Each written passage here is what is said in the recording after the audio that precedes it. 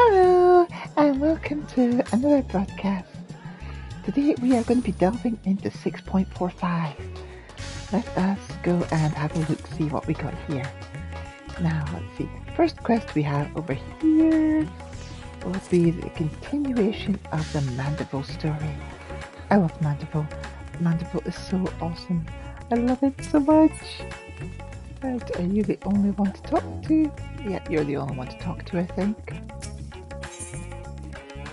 DeLeon is trembling with barely contained enthusiasm.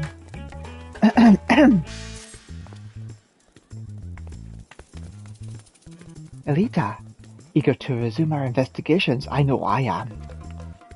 Do you recall that scrap of alien starship we recovered? Well, Inspector Brandyhild has employed his unsettling calculative capacity to extrapolate the damage to the greater whole, and he has concluded that the vessel would be incapable of flight without extensive repairs. Our most likely scenario, then, is that some unknown agent made off with the starship wreckage, along with Poo-Poo's acquaintance. Fortunately, I have a fair idea who that unknown agent might be. After all, there is a singular shadowy cabal with a history of concealing extraterrestrial activity. Actually, let's head over to Kama first.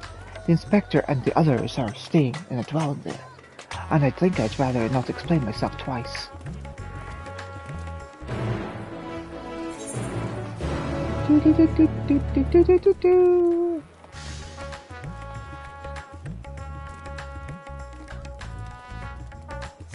Alright, so we just teleport there. Whoops.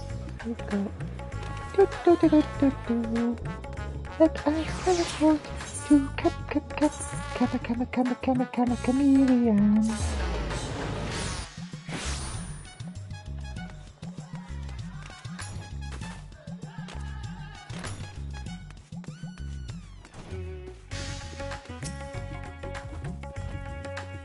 Nashu and her friends will be staying here a while longer, it seems. I do hope it's not my house that has brought them all this bad luck.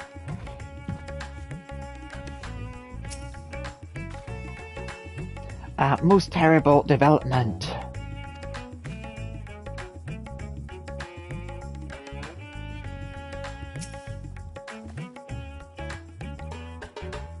Oh, Elita, I'm so worried for Master Poo-Poo.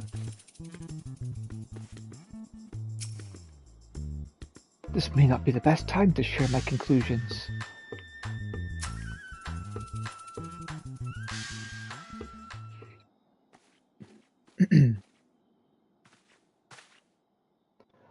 Tis horrible misfortune, Elita. Calamitous, even. Poor Master Poo-Poo has fallen gravely ill.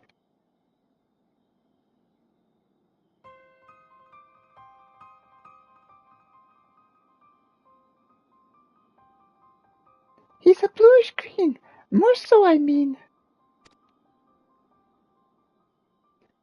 Could he have caught a cold? I suppose it was quite chilly up here in Garlemald.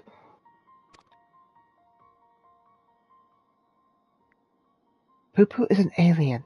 Who knows what extraterrestrial diseases might be ravaging his body?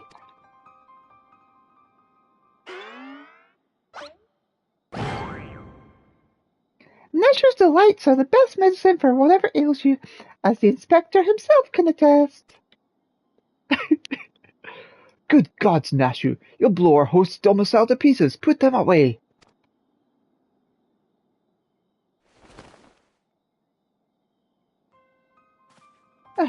If I may, when I was cloned from the inspector, certain gaps in my knowledge were patched with supplementary data from the starship's archives. This information included an encyclopedic understanding of Master Poo-Poo's physiology, which should be sufficient for me to diagnose his condition. A Xenoman hybrid mind. That explains impossible calculations.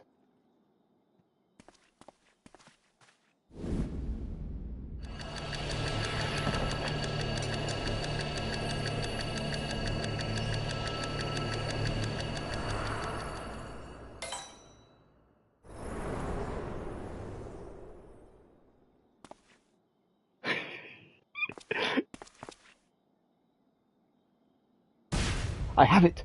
Master Poo-Poo is affected by a terrible case of the common cold. Gods grant me strength. As a visitor to Aetheris, Master Poo-Poo has no prior exposure to our maladies.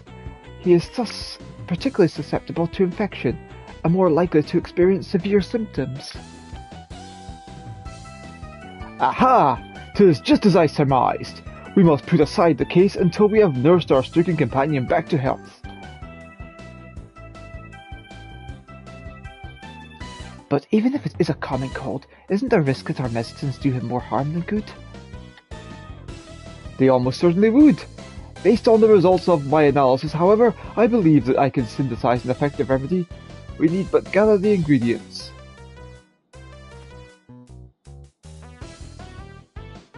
Then ingredients you shall have.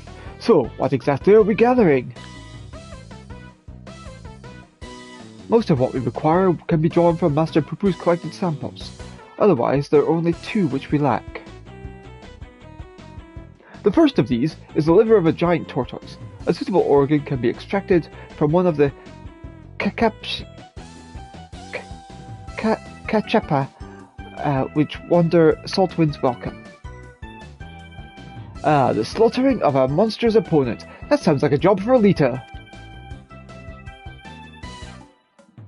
Leave it to me. The other material in question is a rare fungus known as Dampshroom, which I'm hoping can be found among the Great Works' extensive stock of alchemical reagents. Very well, Nashu, DeLeon and I will scour the alchemist's shelves. Meanwhile, I would ask that you remain here to keep an eye on our ailing patient. Inspector Brandyhilt, you're such an expert at all things Stavnir. Oh, I wouldn't say expert. Simple conclusions from simple observations, nothing more. As I said, I am hoping the alchemists have the Dampshroom we need, but it really is quite rare. Once you have the tortoise liver, would you be so kind as to assist the others in procuring the fungus?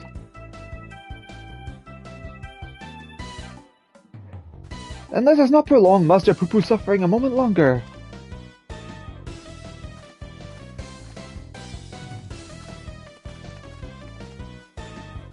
It seems we have a job to do. Further discussion of the abduction will have to wait.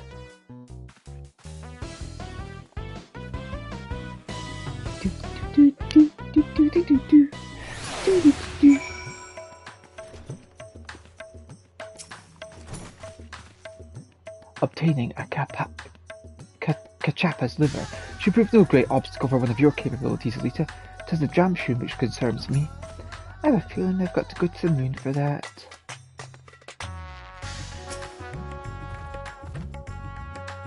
Nashu and her friends will be staying here a while longer, it seems. I do hope it's not my house that has brought them all this bad luck. Oh, where are we going now? Here. Do do do do do do do do do do do do do do do do do.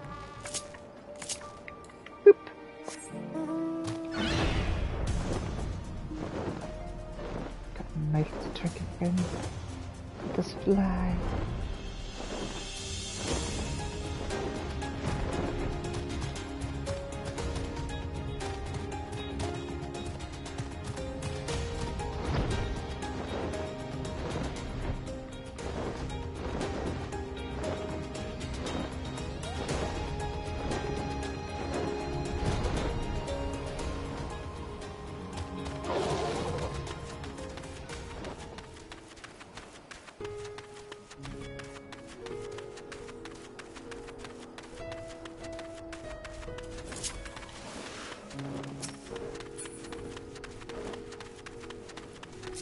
There we are. Oh, fuck. It's gone. There's one over there, though.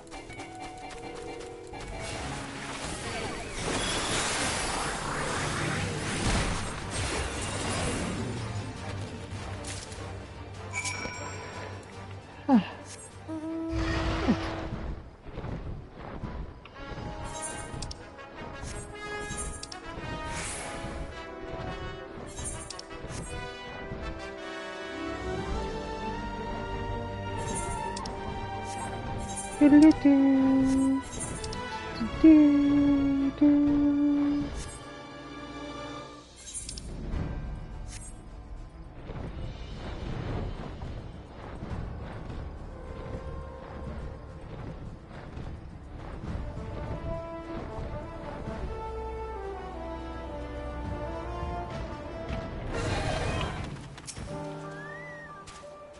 mission was successful, I assume. Ours is ongoing.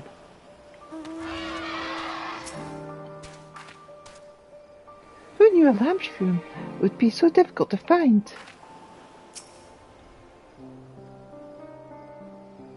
It's a damn shroom there, Shui. Ah, Elita, I had every confidence you would bring us a suitable liver. Alas, the dank shroom yet eludes us.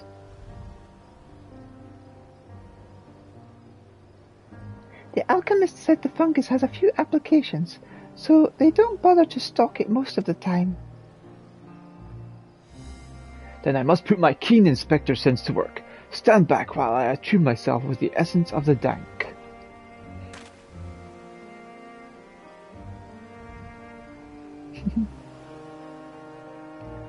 Damp. The word is damp, shroom. And if you'll forgive me, I've no faith in your abilities. 'Tis close, my friends, and getting closer and closer even as we speak. I hear you're in the market for some damp shrooms. I might have some to sell if you're interested. But how? We certainly are, my fine fellow. Right then, if you'll give me a moment to retrieve the goods, we can finalize our transaction up on the perfumed rise.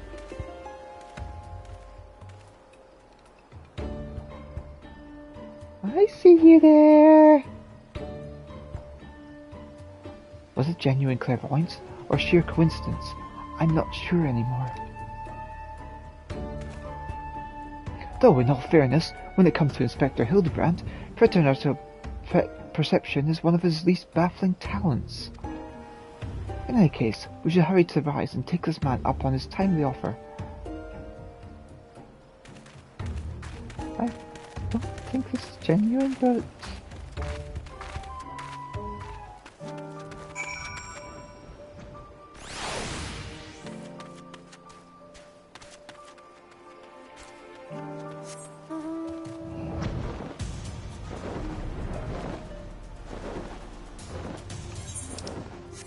Off we go, little dragon. Whee!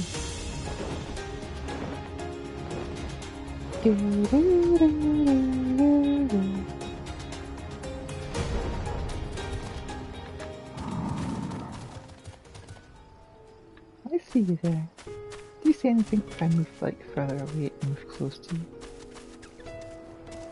No. Sometimes I do.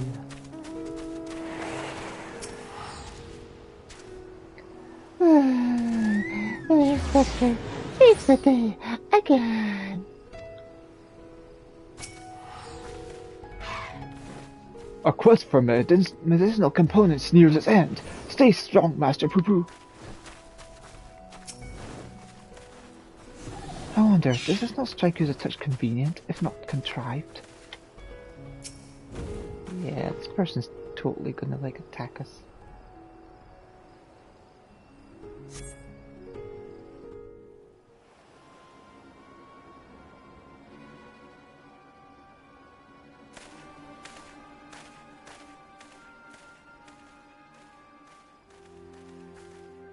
Ah, you're here. Good, good. And here's the damp shroom as promised.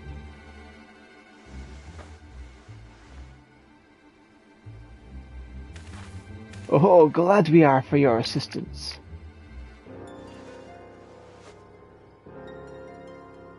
Ah, ta. Not so fast. There is still the matter of payment. Of course. And how much do we owe you, my good man? Considering the extreme rarity of the fungus in question, I couldn't let it go for less than 1,000,000 gil. 1,000,000 gil for one measly mushroom? That's outright robbery. A bargain, I counter. I'll pay tenfold my price in the markets. I thought to do you a kindness in light of your urgent need, but I am more than willing to find another buyer if you wish to spit upon my generosity. Who do you think I am, a Stinian?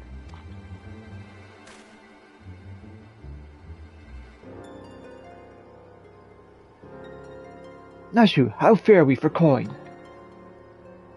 We're plumb out, Inspector. Ah, then this is a prickly pickle. Where are we to obtain sufficient funds at such short notice?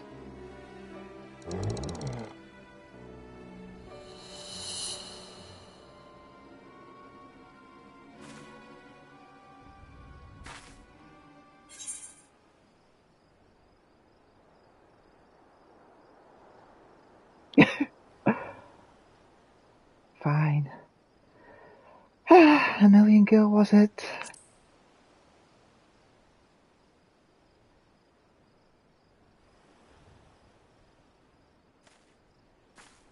Elita, our saviour in every sense of the word. Give that man nothing.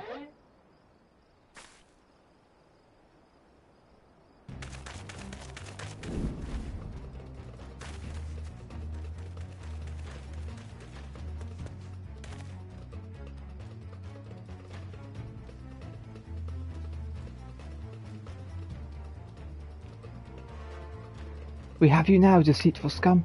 Your swindling days are over.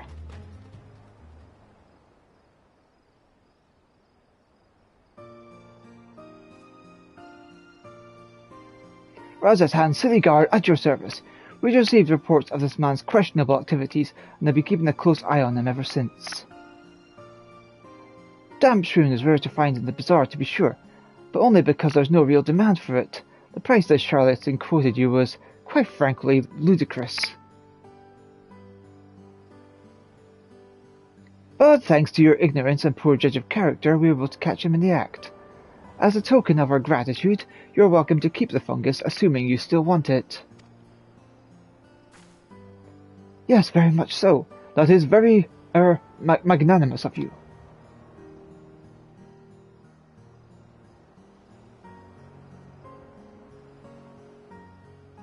Bah, you think I enjoy tricking fools out of their coin? If that bastard hadn't declared my job redundant, I wouldn't have needed to stoop so low.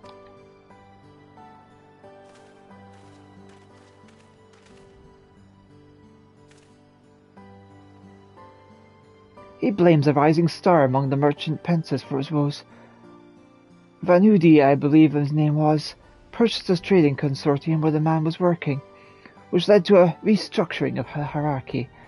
Put a lot of people out of work. Van Hoody, I know that name. Something about an acquisitions deal gone sour. Fowler was willing to sell him a slice of his Hanish enterprise, I think, but balked when the man offered to buy our family business in its entirety.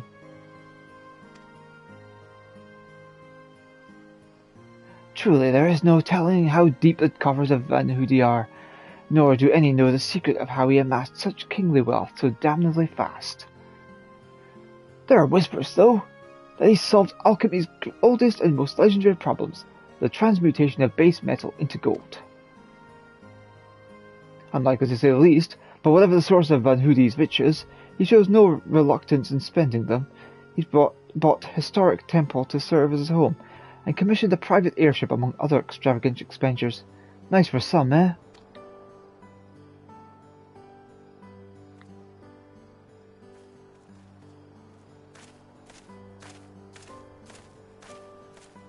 Core, that swindling case had barely started before you solved it, Inspector.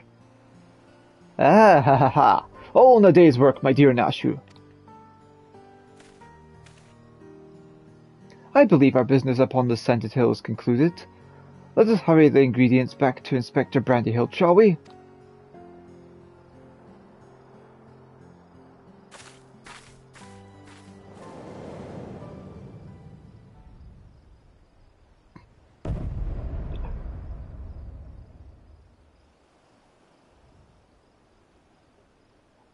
I may have mollified his lordship with the secrets of divine manifestation, but the stench of failure still yet clings to me. I must redeem myself in his eyes by crushing my most hated foe.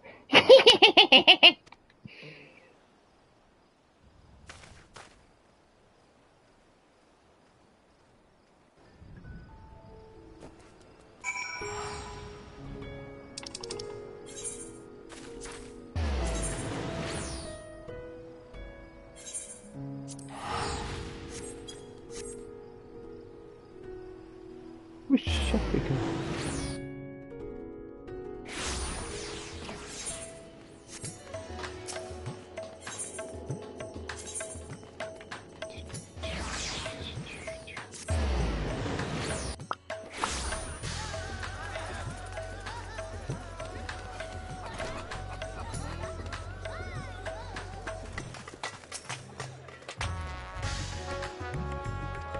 Yeah, you're saying the same thing. After all that, we paid not a single goal for the damn shroom. The manifestation of such windfalls must be another facet of the Inspector's uncannily good fortune. Your suffering nears its end, Master Poo-Poo. If Inspector Brandyhild's remedy fails, we can always try my explosive cure-all.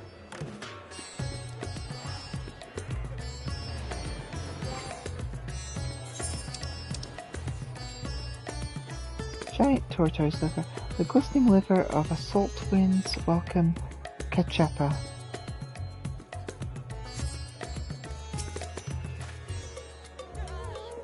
Inspector Hildebrand tells me you have the liver to go along with this damp shroom.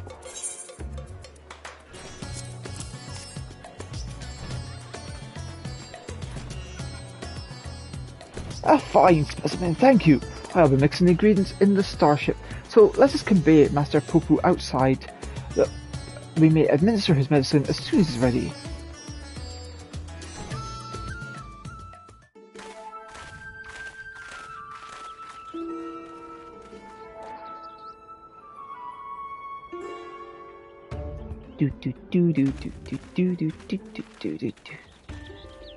This should be sufficiently remote. I'll have the craft come to us, and we can commence the treatment.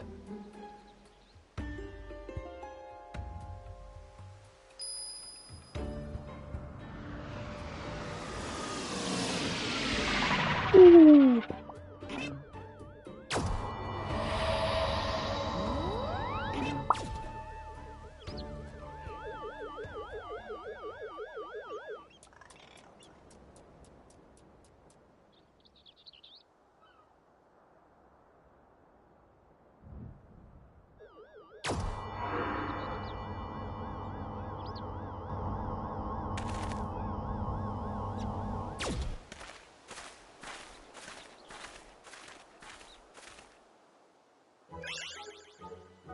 Oh, I feel so much better.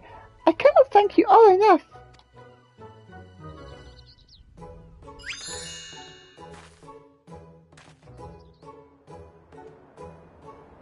Master Poo-Poo recovers his strength in mere moments. 'Twould seem his powers of recuperation are just as advanced as his technology. I came here from another world, a stranger you've no cause to trust, and yet you've treated me so kindly. The people of this star are so very welcoming. Ha! You are our dear friend now, Master Poo-Poo. 'Tis our pleasure to help.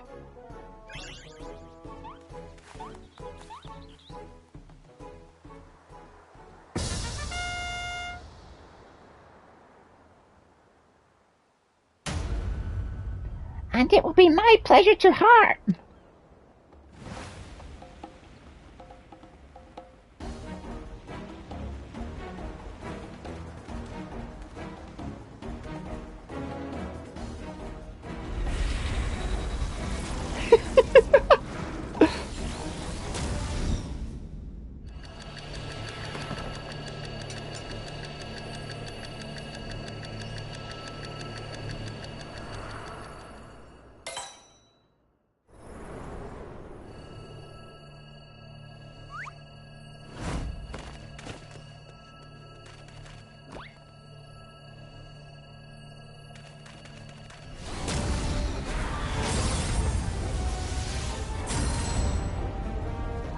will not fall for the same trick twice.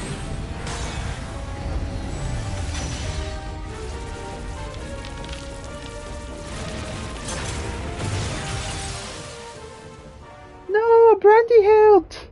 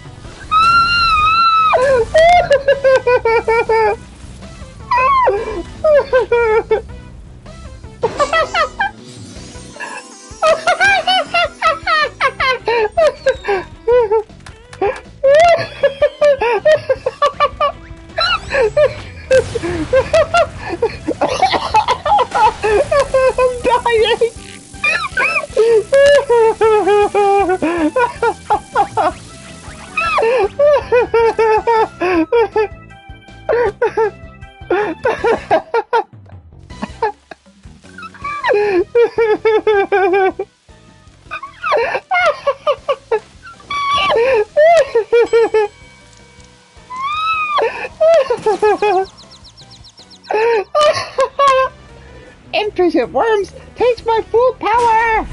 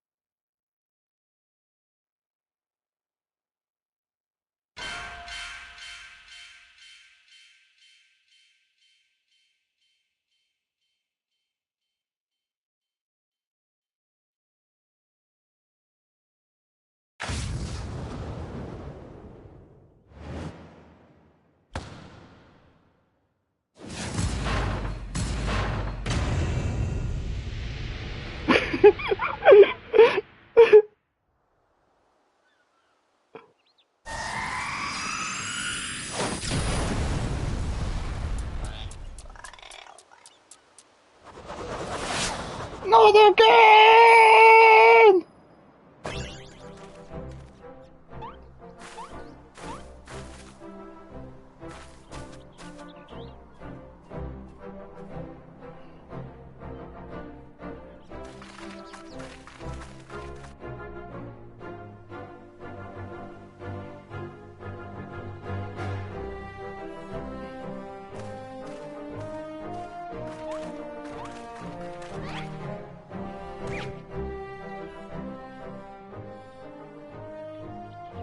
We took the full force of that destructive beam. Yet there you stand, somewhat singed but apparently unharmed. I've pondered and puzzled over this inexplicable fortitude of yours, and feel compelled to ask. Are you an alien? Fine jest, but I assure you, I am without a doubt an Uldan-born Manderville of terrestrial Huron stock. He's Hildebrand, Agent of Inquiry and Inspector Extraordinaire. What more do you need to know? His parents are Godbert and Julian. It's no wonder that he has such abilities. It's like, have you met the two of them? Where to even begin? But never mind, we have more pressing matters. Such as locating Master Poo-Poo's missing comrade. 'Tis time we reopened the case of the silent correspondent. Yes, exactly.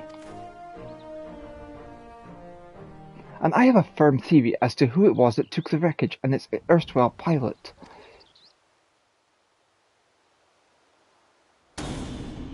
The Charlayans! I'm all but certain they've allied with insidious extraterrestrials, which means they'll be under orders to remove any evidence of alien activity. I wager we'll find what we're looking for in Old Charlayan. We need only infiltrate their operations and expose this nefarious conspiracy.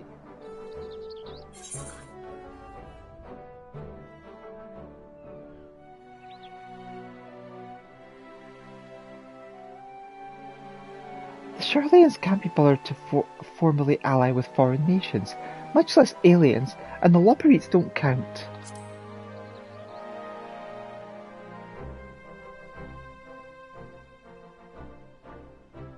While Master DeLeon's theory does lack supporting facts, we have no other promising leads to pursue at present. Moreover, I understand that Charlayan sets the standard for monitoring astronomical and astrological phenomena. Perhaps their experts have been tracking extraterrestrial movements.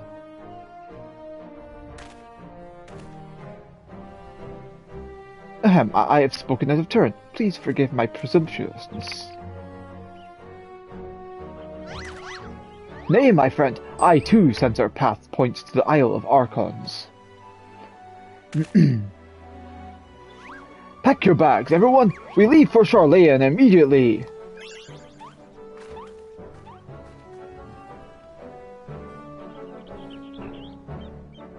Oh, here we go. Another whirlwind adventure.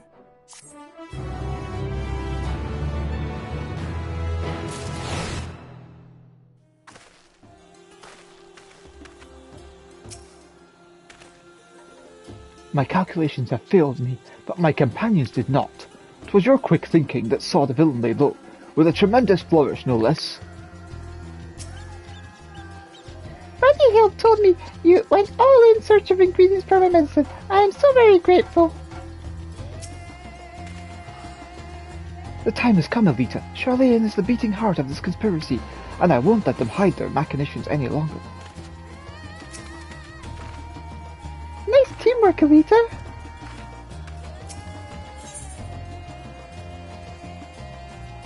Ooh, we get an item from this.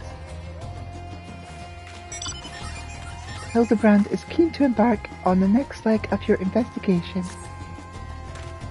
Charlayan awaits! We need only charter a suitable sea vessel. But of course, does the city lie many days' sail to the north? Is there no swifter means of reaching our destination? So, this experimental aetherite will allow us to teleport thither, even absent attunement. Splendid! Then we shall avail ourselves of the technological marvel forthwith. Isn't that in Charlayan?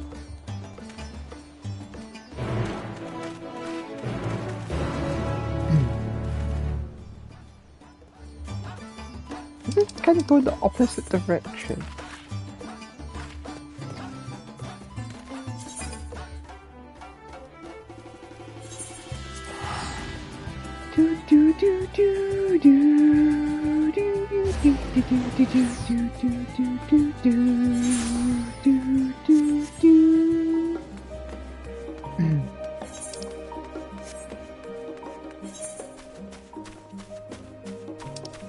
Up here. Oh, there's Poo Poo. I see you there. Oh no, are you okay, dude? Oh no, he's suffering the ether sickness. No!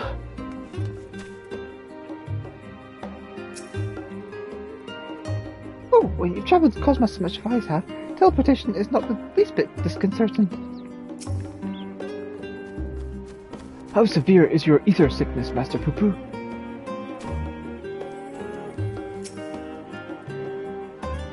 Oh god, save me. I hope Devian wasn't too attached to his breakfast.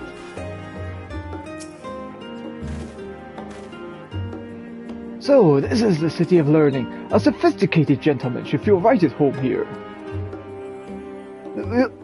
How are you not all sick to your stomachs?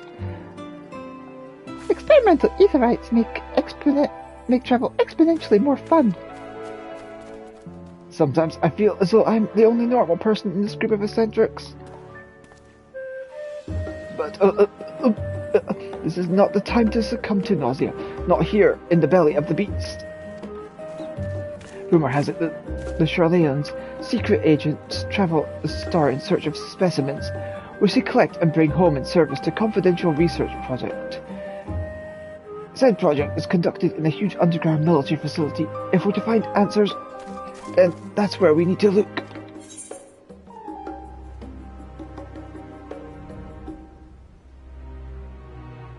Secret agents? You mean gleaners?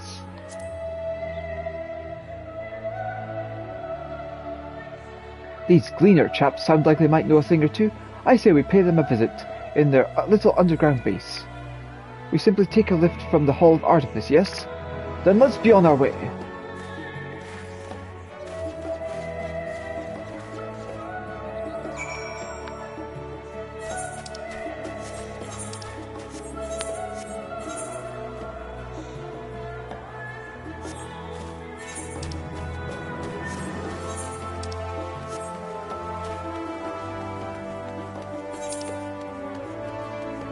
And that's where the other development is down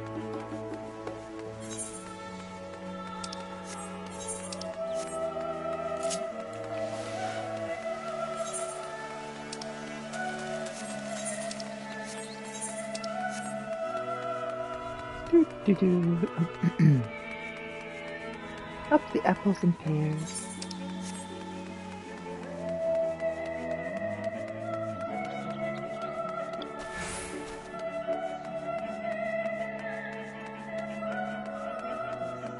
Na na na na. Shh.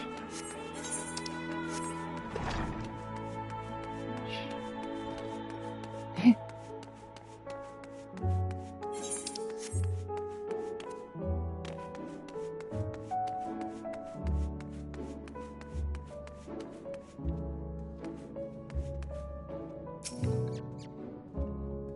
What beautiful architecture! Charlene is clearly one of your most advanced civilizations. This city's archives are said to be bursting with knowledge of countless peoples accumulated over the centuries. I should very much like to peruse the shelves once we have attended our main mission.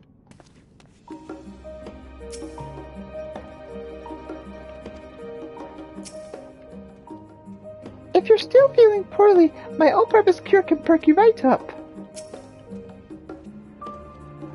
No, thank you. I am much recovered.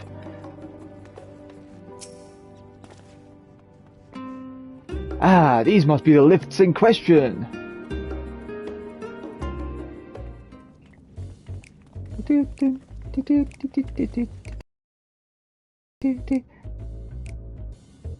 you wish to descend into Labyrinthios, madam? My apologies, but each of your companions must also secure the proper permissions before we can allow them entrance. If it is assurances you need, then surely a single glance is all you require to judge us trustworthy.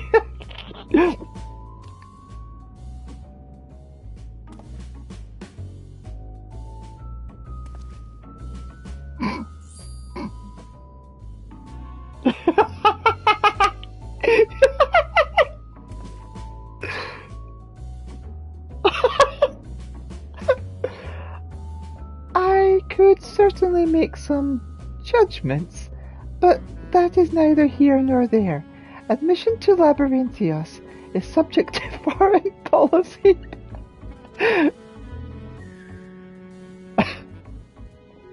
You're the ones who should be judged. I know you're hiding aliens and xenotechnology in that underground base of yours. Admit it. Xenotechnology? I sincerely have no idea what you're talking about. Oh, yet again do our paths cross in the most serendipitous fashion.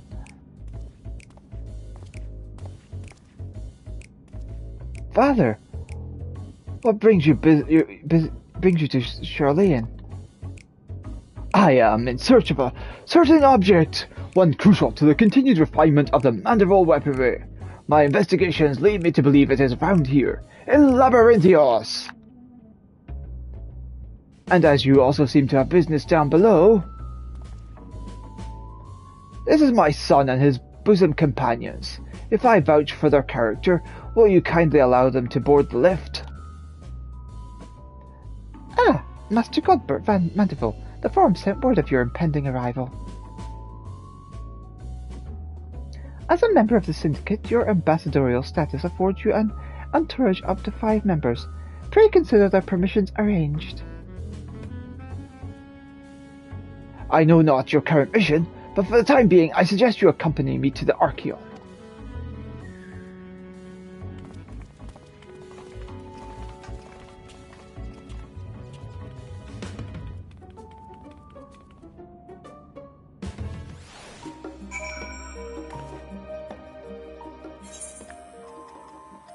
Do, do, do, do, do, do, do, do, do.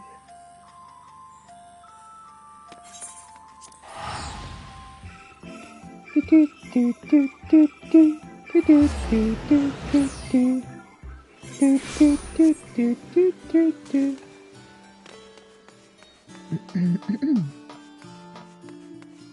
Oh, here they are.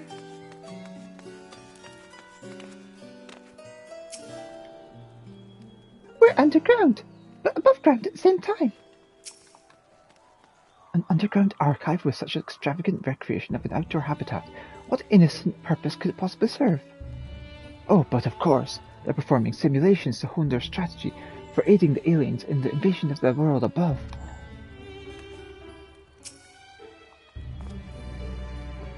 Charlean structures truly are works of art, simply inspiring.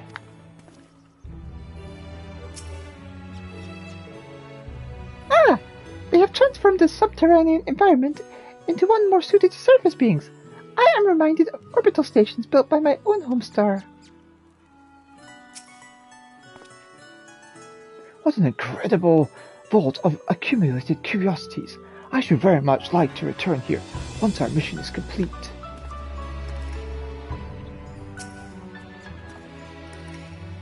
From what Father tells me, this storage facility is replete with samples and specimens collected from every land on Aetheris.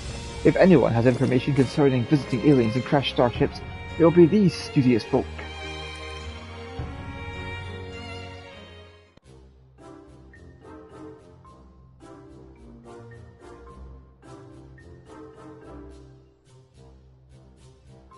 A shiny silver saucer? I'm sorry, but we have no record of such object in our archives, either whole or in part. Or so you would have us believe. Now, the purpose of this complex, this military fortress, is plain. You cannot deny that you're conducting secret research on alien starships. We are not conducting secret research on alien starships. Yes, we did build a starfaring vessel in Thamazan, but it was neither for military purposes nor of extraterrestrial origin. Disguising your foul lies with a sprinkling of the truth, are we? Fine, I'll dig up the facts myself, and then everyone will hear what you're really up to.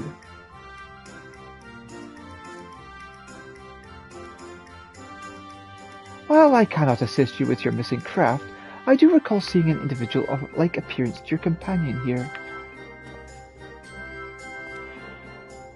You do? And where was this, pray tell? At Maryhall Ergonomics, in the medial circuit. The lift at the back of the building will take you down there. Many thanks, my good man. Well, it seems you found yourself a solid lead. I have my own search to attend to, so I shall bid you good hunting and good day.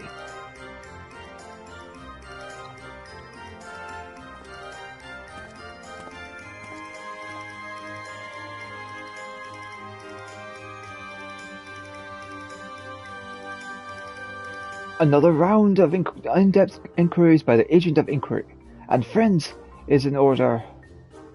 To Maryhall Ergonomics, we go!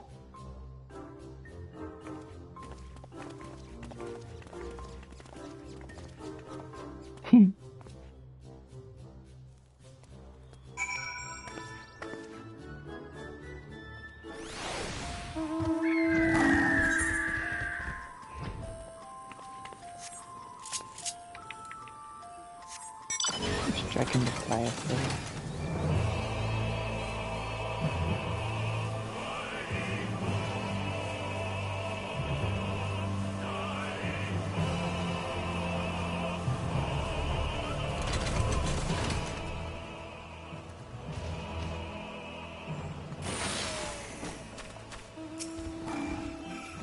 Mark my words, I find the evidence I require. It can't hide all traces of their alien alliance.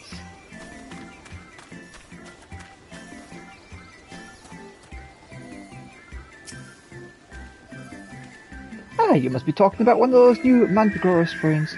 We whipped up a batch of fried blue stray onions, but I'm afraid they started to rot almost immediately. Not a mandra, you say? Well, the other bluish things I can think of around here are the grapes. Look how luscious this crop turned out. So, not looking for a new species of mandragora? You have no interest in grapes? It seems I have nothing for you. Look at those grapes.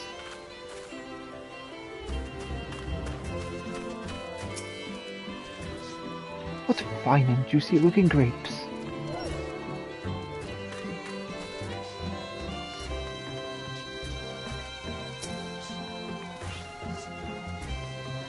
Your description would lead me to believe you're looking for one of the mandragora's hairbands.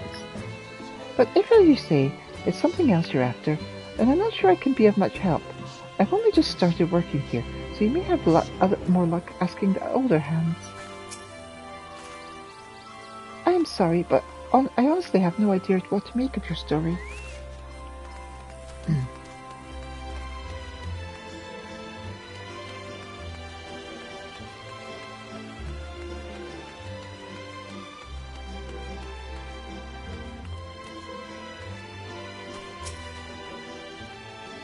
Master Poo-Poo has found a new friend. Perhaps they can help us find the old one. How could anyone ever mistake me for a mandragora? We look nothing alike.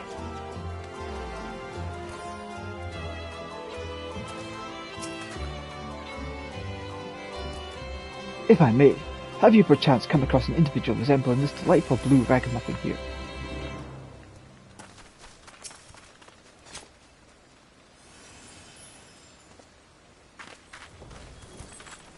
Actually, now that you mention it...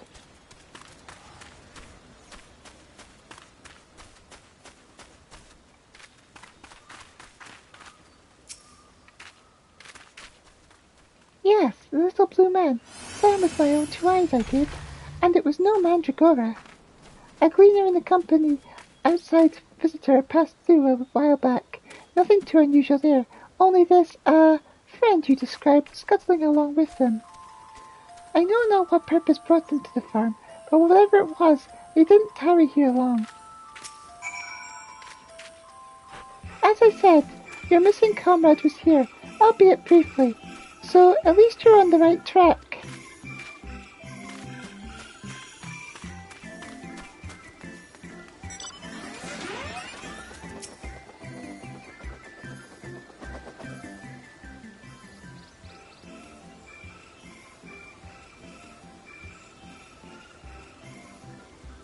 Wonderful!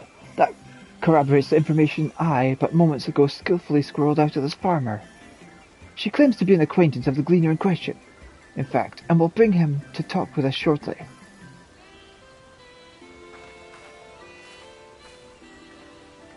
Let's round up the others. We should all be present to hear what revelations this professional collector has to share.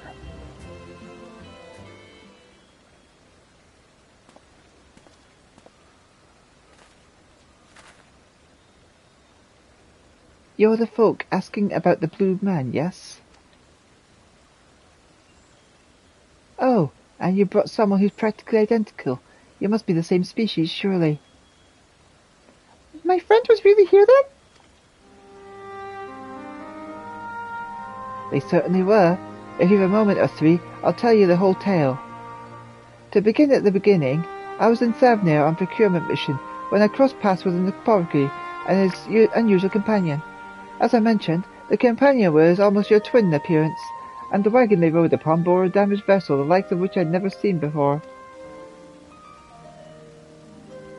Could it be?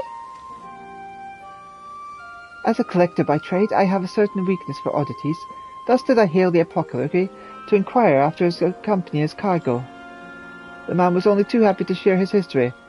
He had, it seemed, quite restlessly plunged into the war-torn lands of Garlemald to sell his wares, reasoning that where there was conflict there would be need for medicinal goods.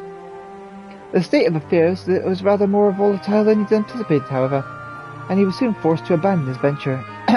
And so the apothecary began his long trek home, only to shortly thereafter discover a strange silver ship, and its shaken pilot crash-landed in a snowfield.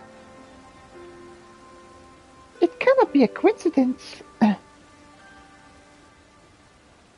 The story continues. After extricating the battered vessel and its occupant from the snow, he brought them home to Razatsan.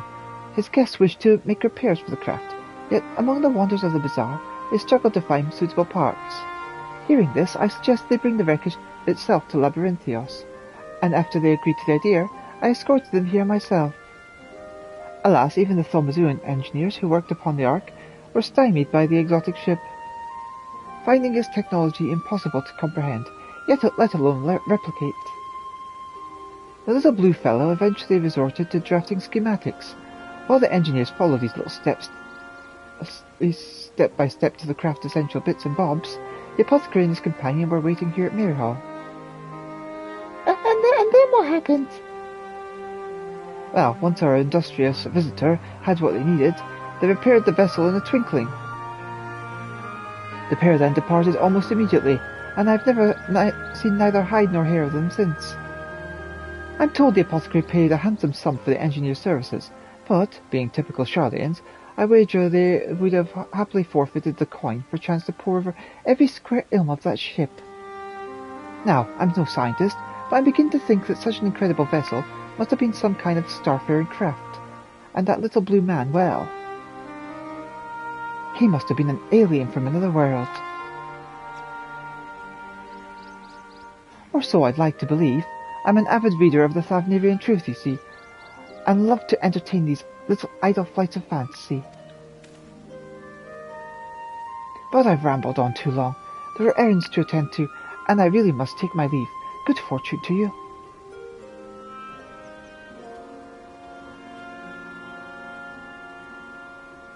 Can it be true? I have a readership in Charlatan? Perhaps I have misjudged these people. 'Twould seem your comrade is hale and healthy, Master Poo-Poo, and in the company of a Hannish alchemist of undisclosed description. Yes, this is wonderful news. I am grateful indeed that we made this journey. I have a feeling this case will soon draw to a close. Come, let us return to Razatsan and continue the search.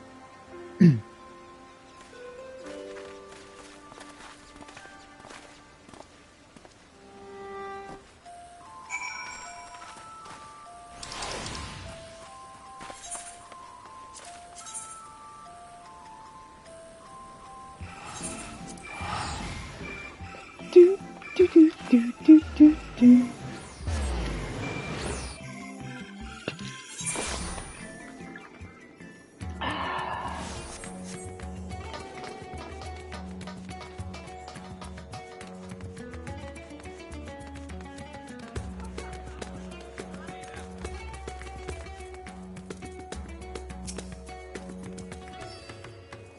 There and back again in the blink of an eye. Ah, there's Hildbrand, where's Delian? We lost Delian.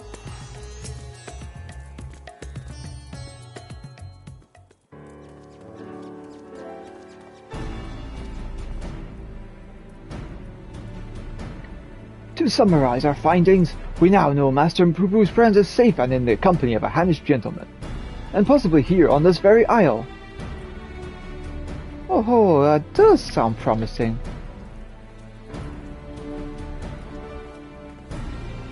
Father, you've returned to the city. I trust this means your own investigation was successful. That it was. Though laying hands on the object of my desire has been long and frustrating ordeal, to say the least. Much painstaking research revealed to me the existence of a hereditary magical relic, within which slumbers the secrets of weapon augmentation. Yet though I turned our ancestral home upside down, I failed to unearth the artifact in question. The reason for its absence became clear when I chanced upon the journal of one of our forefathers. He wrote of a visiting scholar's keen interest in the relic, and how he thus surrendered it to Charlene's safekeeping for study. The trail led me to Labyrinthios. As it turns out, the Charlanes never did find time to construct the analysis. The custodian and I found the curio tucked away in a dusty corner of the Archeon, still awaiting processing.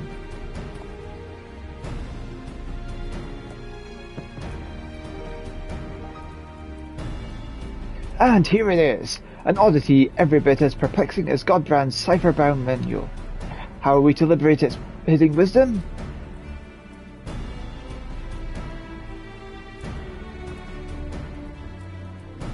Oh, I can help you with that. These devices were made by the Mandervillians, a starfaring race with whom we once traded.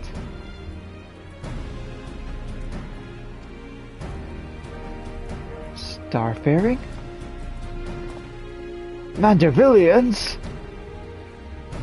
Yes, a highly evolved species with a mastery of advanced technologies. Our peoples shared ideas and inventions, so I'm quite familiar with your family's relic. If you so wish, I can have the device project whatever images were stored upon it. A darkened room would afford us the clearest view, however. Then let us retire to our rooms in Kama, and dim the lanterns. We must behold these secrets in optimal conditions.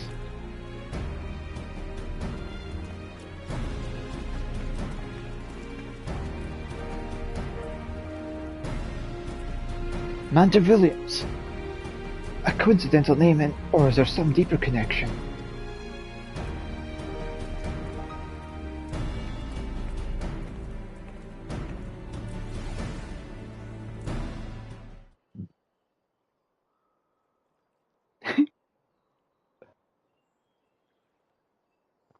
Everyone comfortable? Let's see what this device has for us.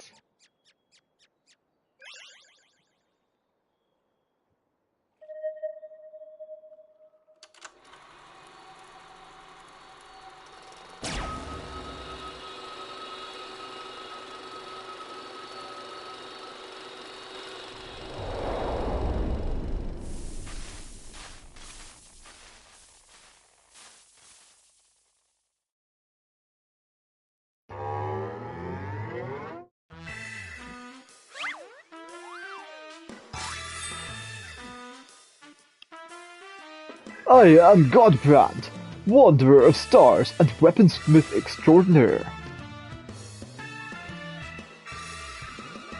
The First Lord of House Manderville. This is the Godbrand?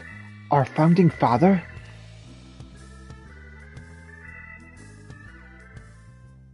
I record this message that my descendants may know the truth of their cosmic origins.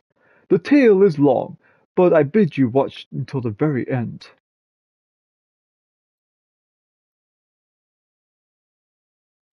Heirs of mine, I am not a man born of the star, or even a man at all.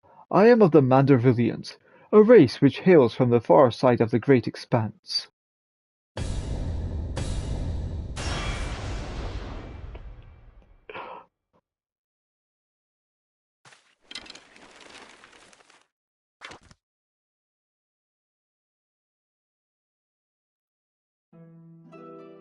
Mandervillians are parasitic symbionts. We can only survive by bonding with other life forms.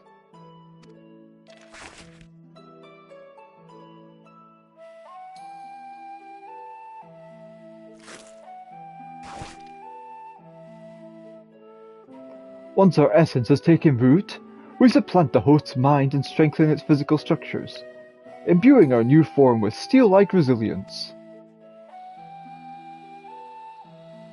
I knew there was something alien about that impossible imperviousness.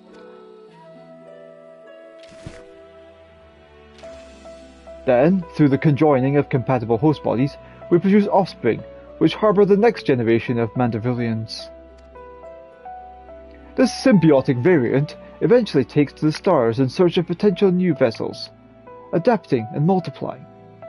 So it was that our race proliferated and spread throughout the cosmos.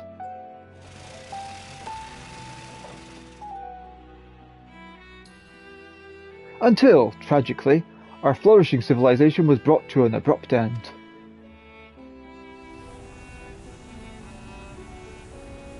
Every planet upon which we Vandemilians resided was visited by an inexplicable calamity.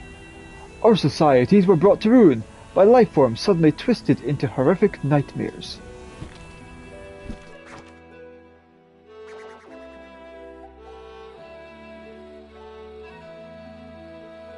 That sounds rather familiar. So even stars far removed from time and space were ravaged by the final days.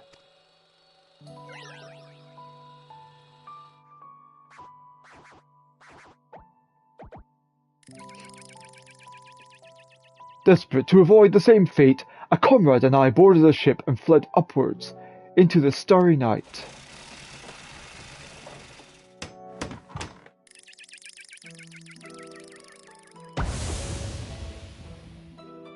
We flew and flew until we found a planet, your planet, untouched by the phenomenon.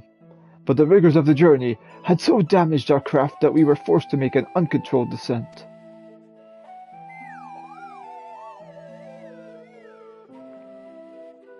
I alone crawled from the wreckage, badly injured and near death, but even as I resigned myself to perishing on this unfamiliar world, I was found by a man who came looking for the fallen star.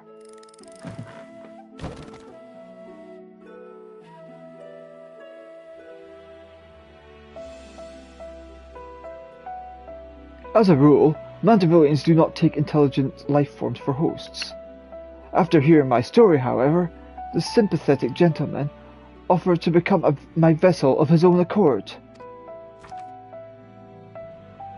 He was himself afflicted by an incurable malady, and with little time left to live, seemed content to know that his alien body could provide safe haven for another.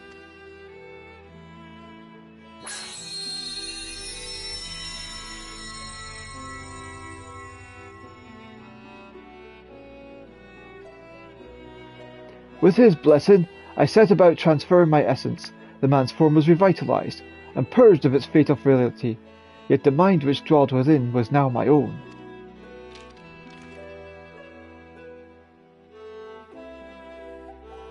I went on to build a new home for myself, making use of my people's technology to ply the blacksmith's trade. I wed a local lass, and together we had a child. Although not pure Mandavillian, our offspring exhibits the same enhanced physiology. A boon, I suspect, shall be passed down for generations through the bloodline of House Mandeville.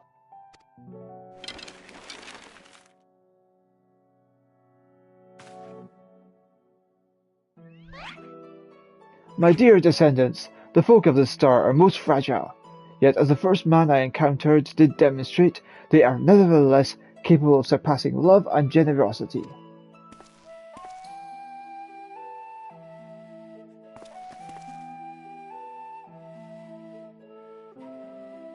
As the last of the Mandavillians, I have but one request to make of you. Pray employ your superlative attributes, and my army of Mandeville armaments, for the benefit of these wonderful peoples, whom I hold in the highest regard.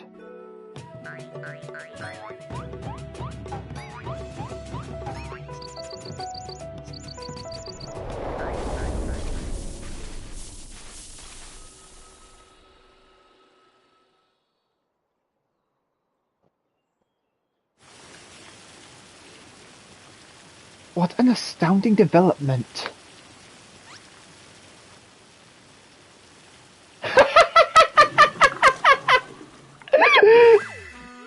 I, Hildebrand, Heliodor, Maximilian Mandeville, shall heed the passionate plea of my illustrious forebear.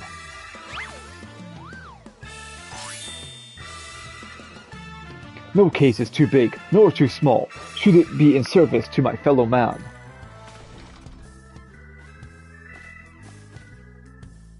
He learns he's descended from an extraterrestrial being, and it's still business as usual. But, wait a minute. Then why is Lady Julian so monstrously strong? Is she a descendant of aliens too? Yes, that is a good point that I was thinking of. Well, well, this is most unexpected. Never did it cross my mind that our esteemed ancestors might hail from beyond the heavens. But I do wonder if that self-same blood runs thick in our veins. The family tree I glanced over some years ago suggests that. But 'tisn't unimportant. My present purpose remains unchanged. I will bring our mandible weaponry back to the peak of perfection, for Godbrand, and for the good of our star. Before I forget, I have a gift for you, Elita. Pray await me at the Aetheryte Plaza, and I shall bring it to you forthwith.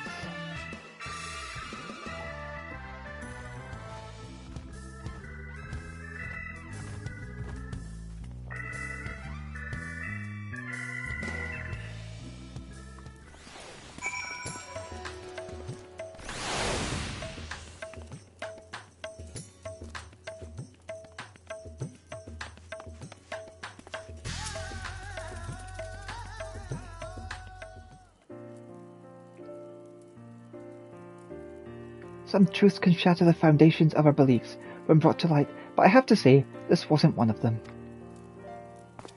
The more staggering discovery was that I have devoted leaders in Charlayan. Those who peruse my publication are allies against the ever-expanding webs of lies and deception, without exception. I have misjudged the Charlayan people. They are not collaborators or the architects of conspiracy. They are but seekers of knowledge, unafraid to plumb the depths of the unknown. That Master Poo-Poo, that one still has ulterior motives. I bet my life on it. Stand ready, for we shall need of your strength once he shows his true colors.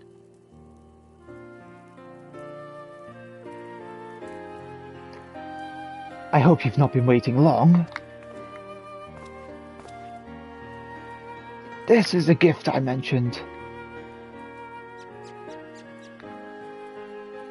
Master Poo-Poo's earnest request inspired me to indulge in a spot of clockwork craftsmanship between weaponsmithing sessions. I thought it only fitting that you be the one to care for this diminutive simulacrum. Consider it a memento of your adventures together.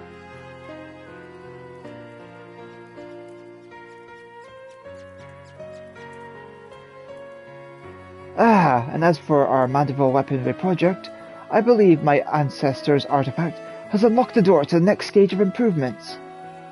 Should you find time to offer your assistance and announce yourself to Master Geralt, and I shall endeavour to join you with utmost celerity. Until then, my dear Elita. Wind up, Poo-Poo. We'll bleed you dry of elixirs if you aren't careful.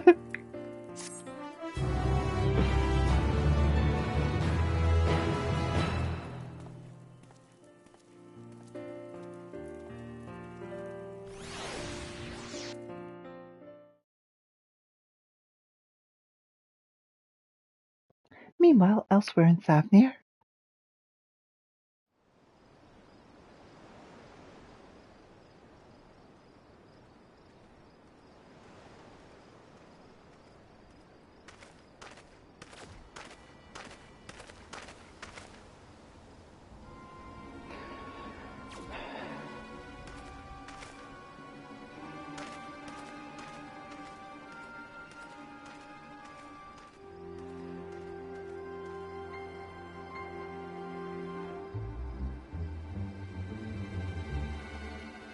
Lord Vunhudi, I have come with ill tidings.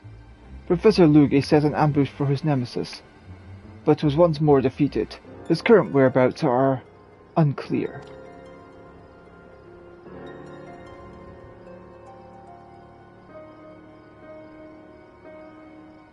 That blithering dolt.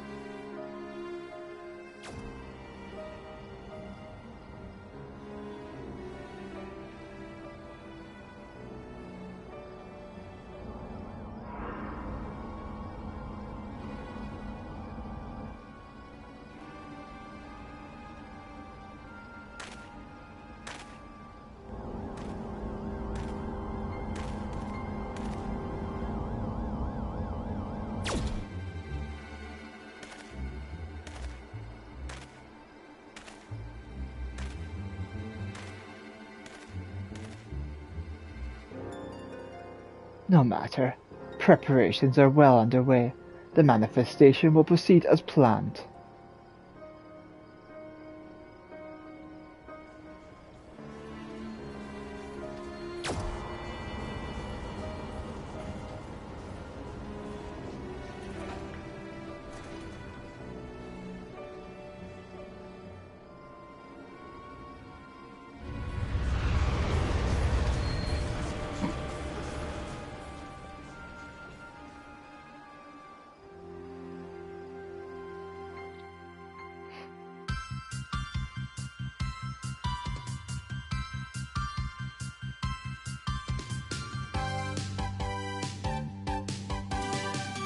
Extraterrestrial calamity, cosmically altered physiology.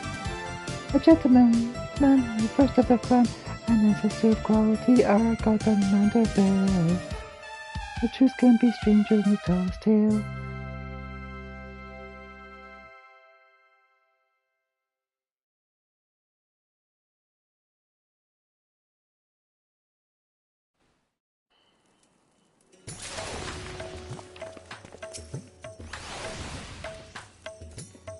If you're looking for the inspector, he's chasing down a lead on that apothecary who was helping Poo-Poo's comrade. As for myself, I'm closing in on the last details of the big exposé. I shall let you know when it's time to tear away the veil.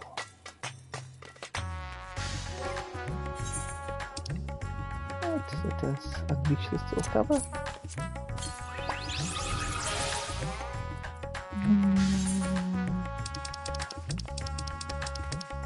There he is. This automaton was created in the likeness of the alien Poo-Poo by Godbert Mandeville, who was inspired by the interstellar visitor's exquisite curves. It's programmed to follow you in your adventures and has a curious fondness for elixirs. Poo-Poo? Let's get this little fella out and about.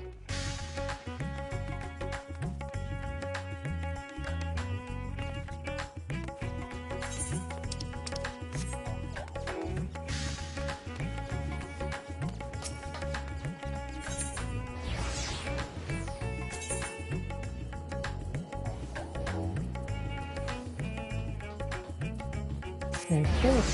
There he goes.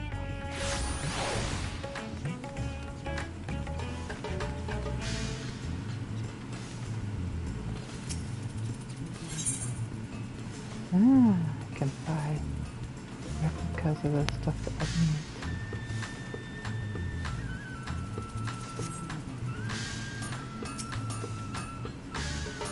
Please note that upon completing this quest, a skirt version will receive a mandatory weapon for a white mage. Please ensure you've changed the desired job before speaking with Geralt.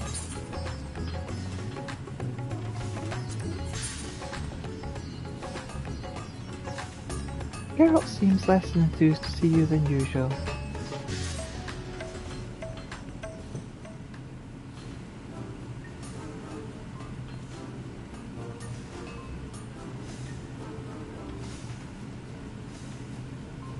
Oh, it's you.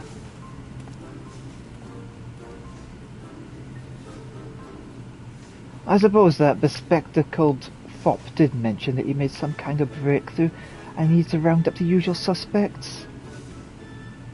I shall inform his lordship of your arrival.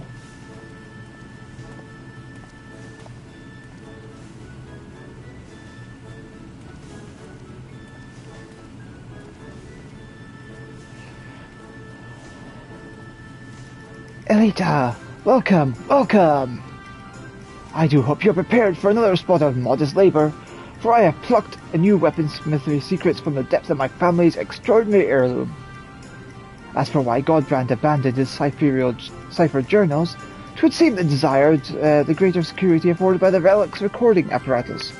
That he so feared this knowledge falling into the wicked hands bespeaks the destructive potential of what we seek to recreate.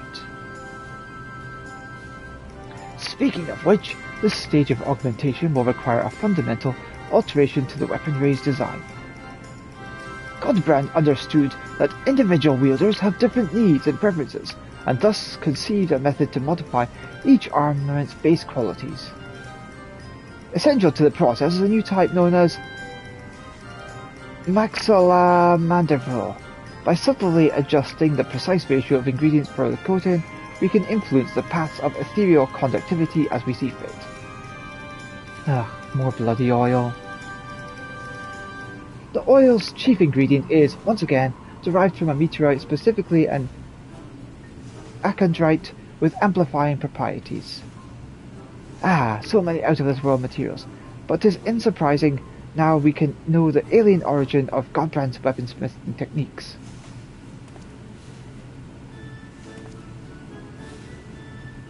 Alien origin, you say? Little wonder I weren't familiar with them. As it has become customary, I shall prepare the bulk of the necessary resources, whilst you procure our supply of anchodrite. Oh, aye. And a lovely bloody custom that is. Man o' your means, I reckon you could buy a mountain of them space rocks as well. And I would gladly do so, except the merchant in question will accept not less than a specific type of tombstones in trade. As much as it pains me to impose upon Elita further, she is the best equipped to handle that onerous task. As always. These improvements call for a drastic reforging, and it is your expertise that shall see us succeed or fail as well, Master Geralt. Fine, I'll shut me gob and do as I'm told. Correct me if I'm wrong, but I'm getting the distinct impression you've lost interest in this project. You bloody think? Look, I took this job to pay off my drinking debt. Now that I've managed that, I've no desire to keep working for an underdressed, over-primped, pretentious arse. I see. Admittedly, from the beginning your distaste for me was rather poorly concealed. And I fear such festering antagonism will adversely affect our smithing endeavours.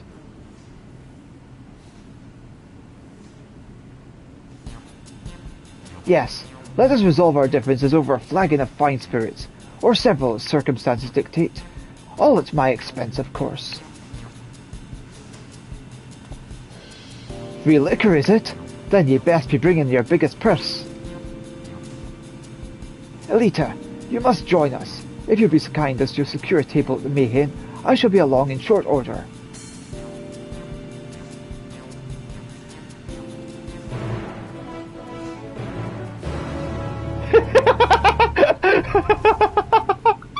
Oh, he's like a man that's hit the jackpot.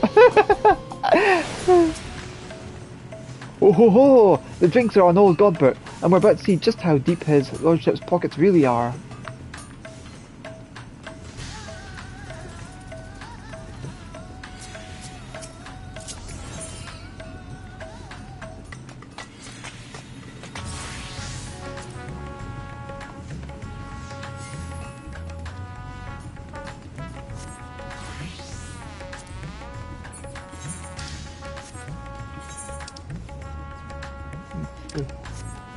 Let's go to Mayhem number 4.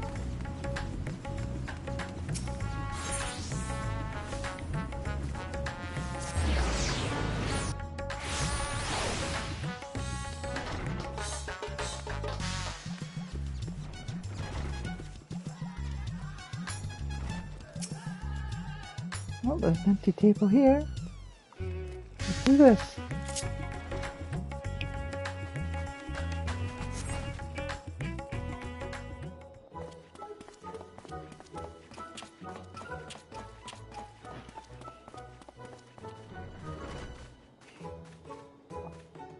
Oh, a splendid night for spirituous beverages.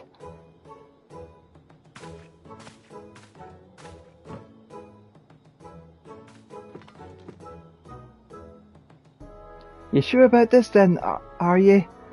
I've a mighty thirst, and it'll not be slaked by the cheap stuff. What of you, Elita? Will you be following Master Geralt's fine example?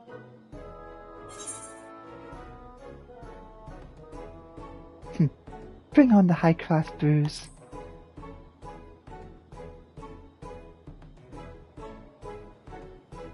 Very well, then I shall order us all the same to start.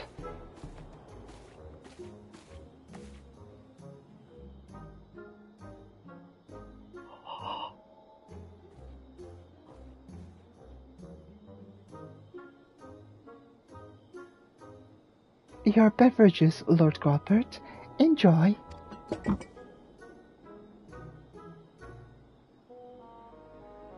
To your health, my friends.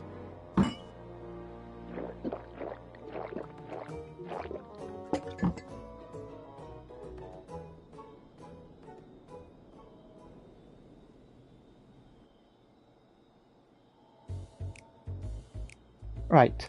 No point beating around the bush. I've hated your guts for a good long while now. Ha! So even my insides offend you.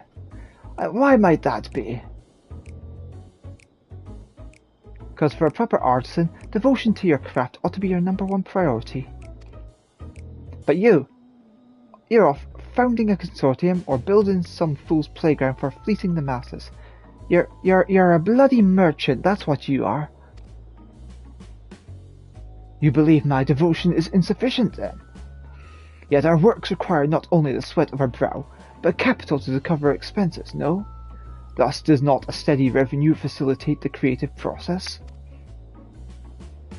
In that respect, my business ventures have allowed me to indulge in goldsmithing projects I could never have otherwise afforded. Is it not true that you craft kettles as a mean to repay loans, or simply make ends meet? Would not a substantial source of wealth spare you such tedious drudgery and empower you to pursue your heart's desire?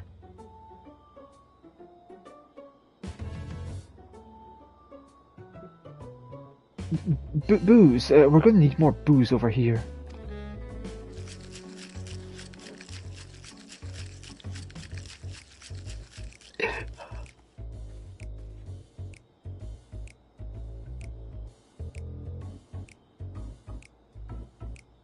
What really soured me was when you set your arse on the syndicate. How can you craft worthwhile with your head buried in political shite? You may be surprised. My participation in Ulda's governments opened my eyes to a different world, which in turn provided great inspiration for several original pieces.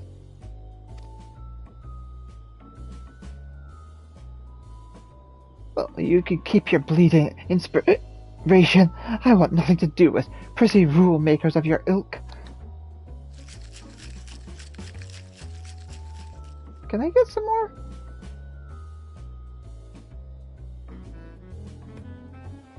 You and your bloody reasonable arguments. Rich studs ain't got a clue what it's like for poor buggers like me, and what you got against wearing clothes any road. We are more alike than you realize, Master Geralt, especially when it comes to the simplicity of our attire.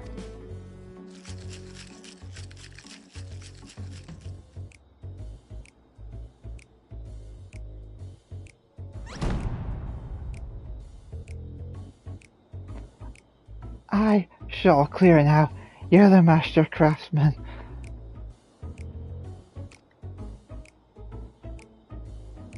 I'm a sudden failure. A failure.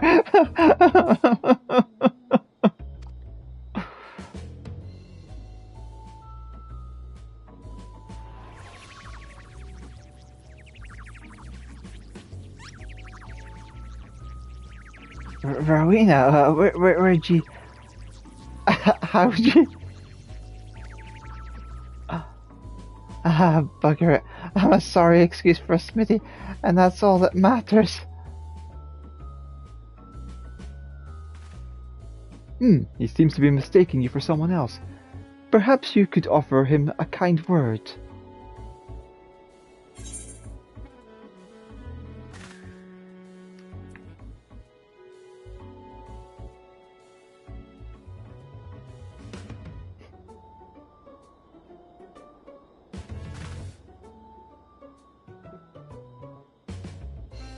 Geralt, you're a snivelling disgrace to your profession.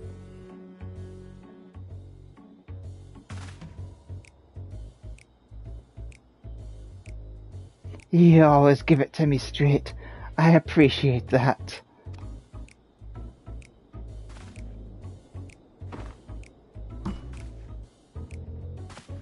Right, I'm done weeping into me cups. I'll fix up them weapons. And to hell's with the money, I'll do it for me own damn sense of pride.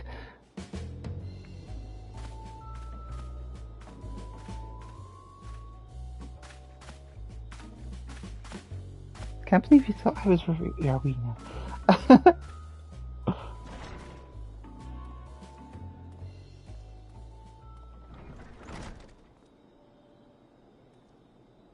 'Twould seem Master Geralt has overcome his aversion to our partnership. Splendid! Although I never would have guessed that carrot juice could be so intoxicating.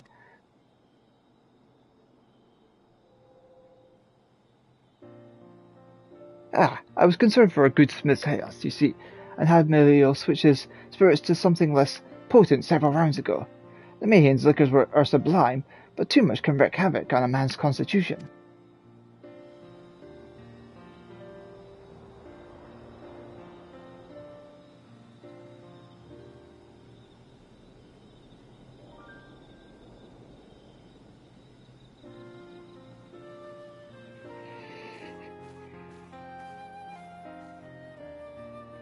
There was a time when I, too, devoted every waking moment to my craft.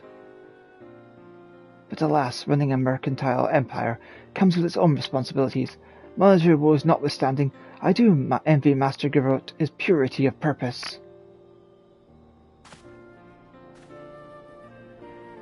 And on that note, let us return to our appointed acquisitions. We shall require 3 chunks of the aforementioned Achondrite as soon as you are able.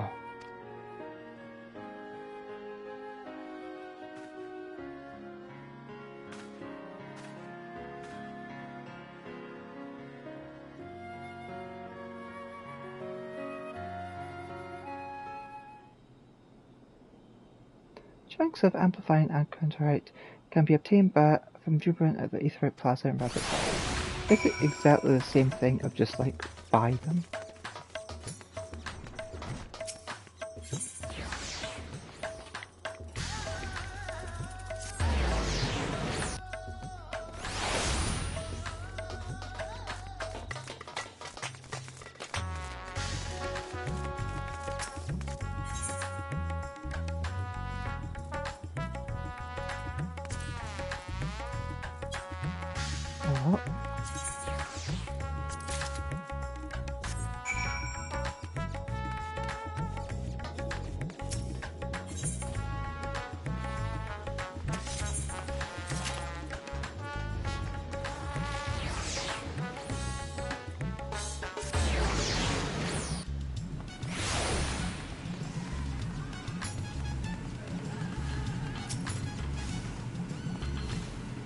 The heat of the furnace has me all sobered up. Let's have them special rocks then. This hunk of meteorite contains deposits of a rare form of pyroxene. When subjected to an advanced extraction process, the achondrite produces mineral oil, which can be used to manipulate the pathways of ethereal conductivity.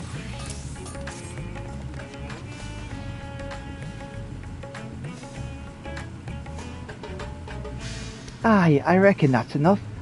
But there's one other thing that's been bothering me. Was Rowena there at the Mayhane? I don't rightly remember. Forget it. Let's get his lordship over here before I lose my will to forge.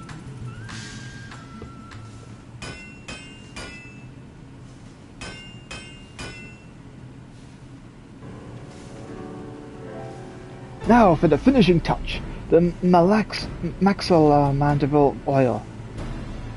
Before we can finalize the mixture, however, you must tell us how you wish your weaponry to serve you in battle.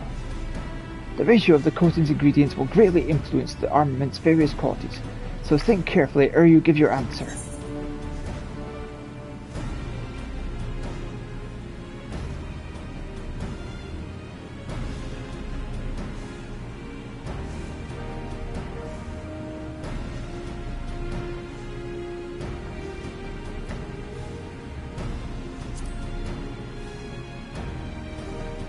You can choose 3 abilities to add to your newly augmented mandible weaponry.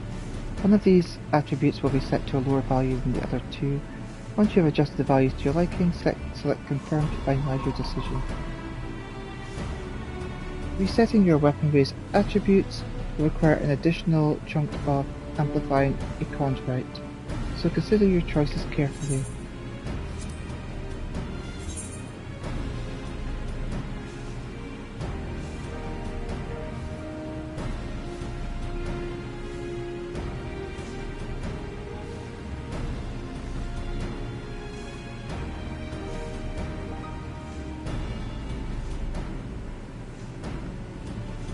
Critical hit, of course. Determination. We should have its spell speed.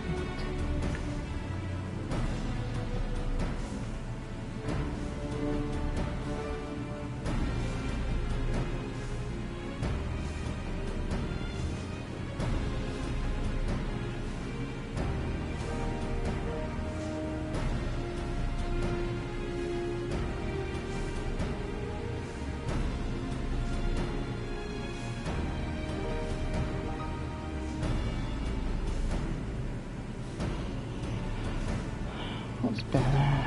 Spell speed or determination?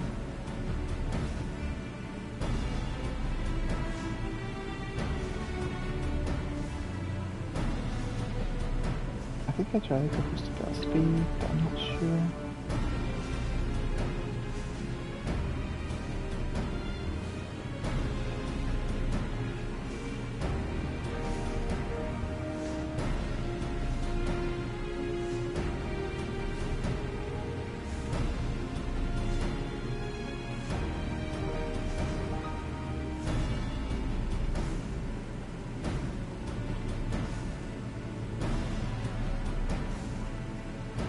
I'll go with this setup. Spell speed's always good.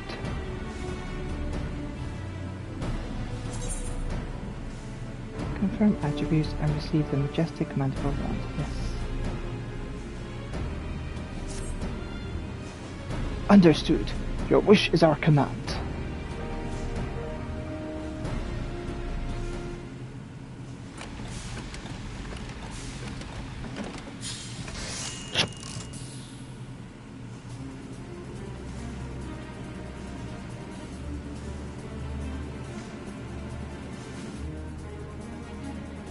And 'tis done. You're holding the result of undying devotion to crafting excellence.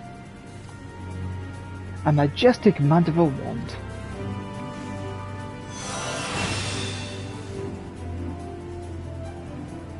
Had you not so bravely confessed your grievances that evening, I dare say this degree of collaborative work would have remained unattainable.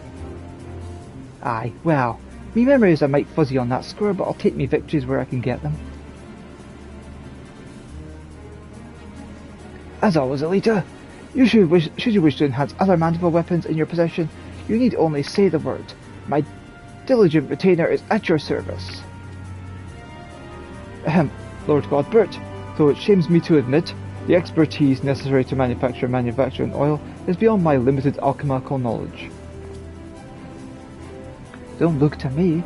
If I could mix magic potions, I'd grown me hair back long ago.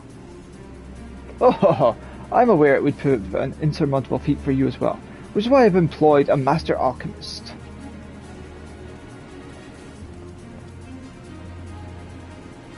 Huh, bloody odd tasting clothes, but at least he's wearing some. Our newest addition to House Mandible retinue will assist with further augmentations, and oversee the preparation of the oil. He will also be available to readjust your weapon's properties, should you but bring him the required quantity of a chondrite.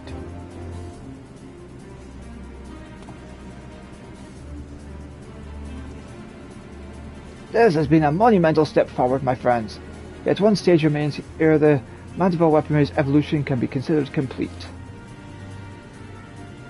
I knew you was leading up to that. Let me guess. We're to sit here in breathless, bleeding anticipation while you sort out what comes next. Precisely! Preparing the process is like to be a lengthy endeavour, so I do suggest you continue breathing. The final step is upon us, Elita. Pray indulge this ambition of mine one last time.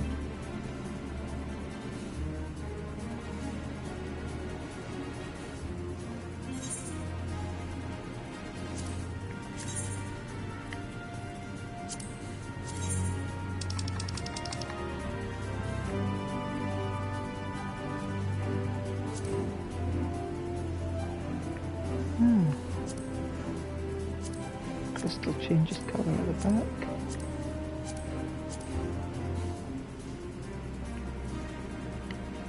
Let's see how it looks when it's out and about.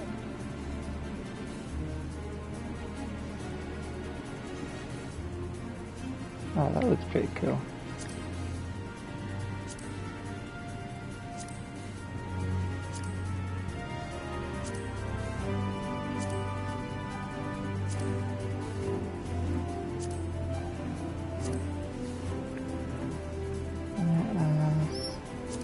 Move to the next tab.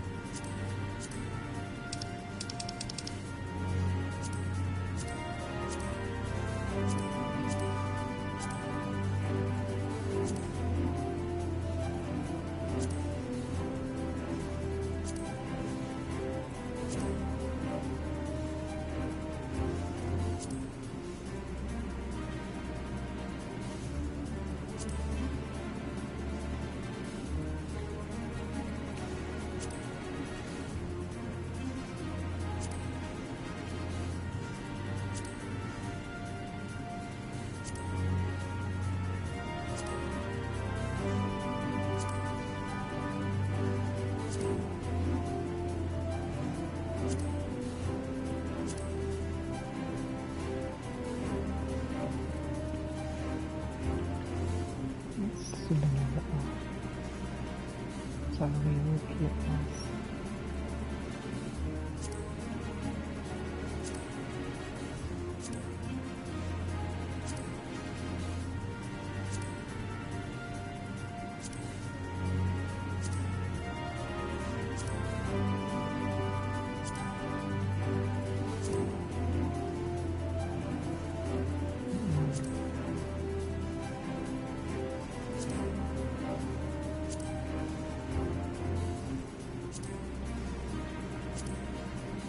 Important choice.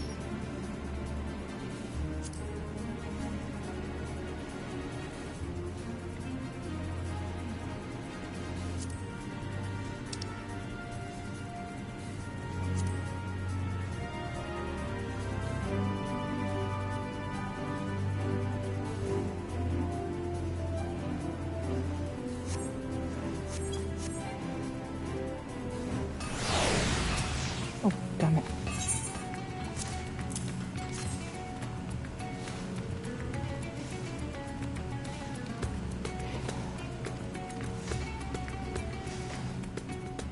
Accidentally backed out.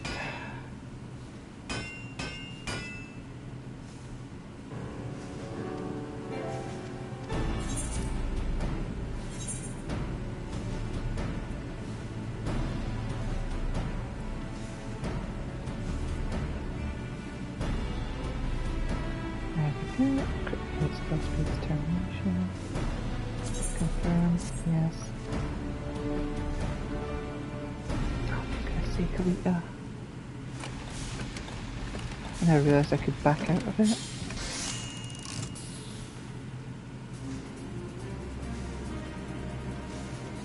Why do you do this thing?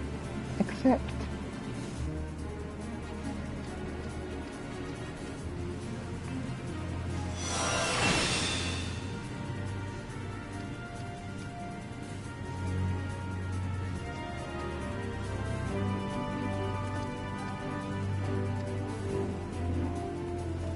Come on, let's get back to the part where we were at before.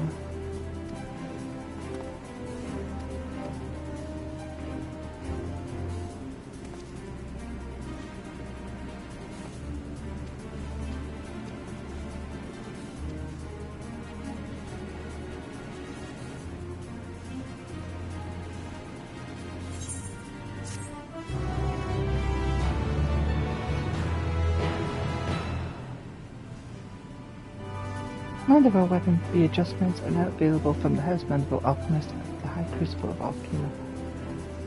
Collect the single required chunk of Amplify and equip the weapon you wish to readjust before approaching his retainer.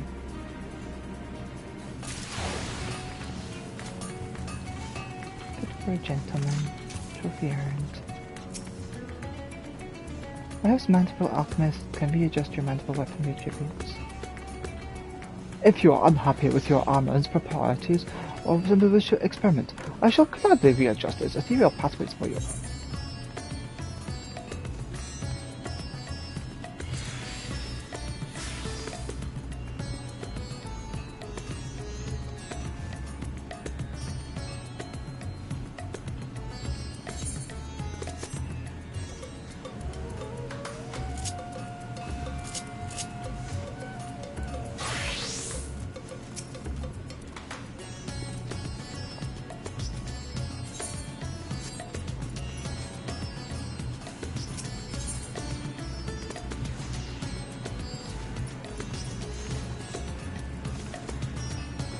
That would be that page. I will need to get more mandible back.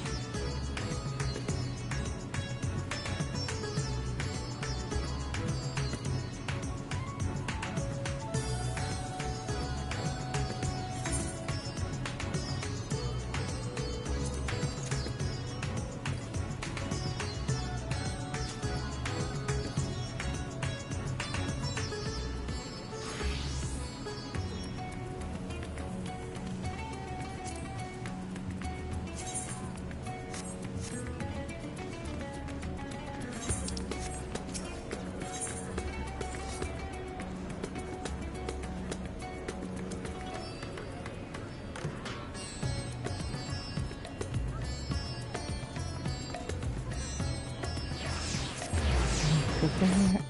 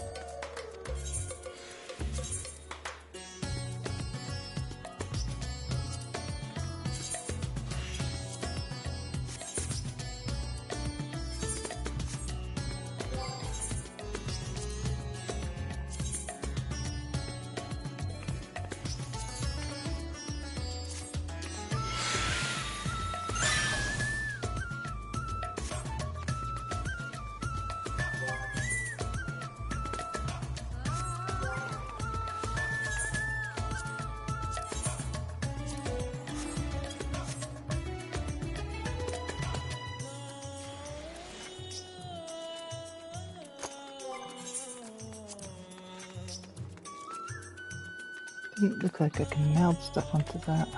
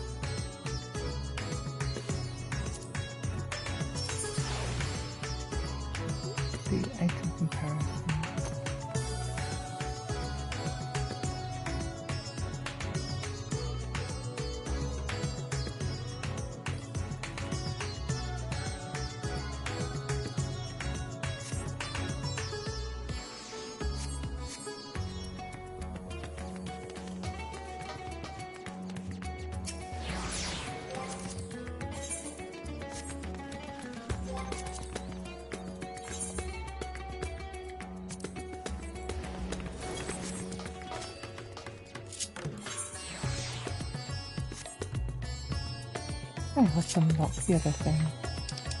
I'm probably not going to do it just now, but I'm going to unlock it. Let's see, hold travel.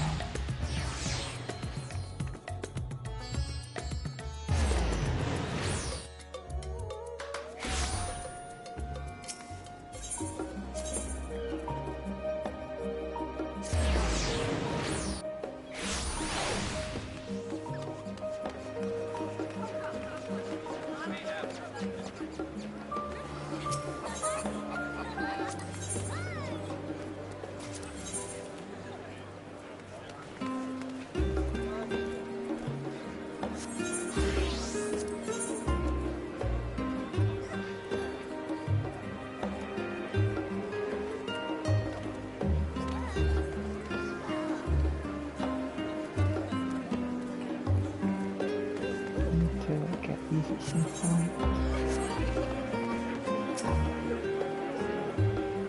Nothing worth sharing right now. Oh, does that mean you're putting together a carefully curated account of exciting exploits to regale me with later? I can hardly wait to hear it.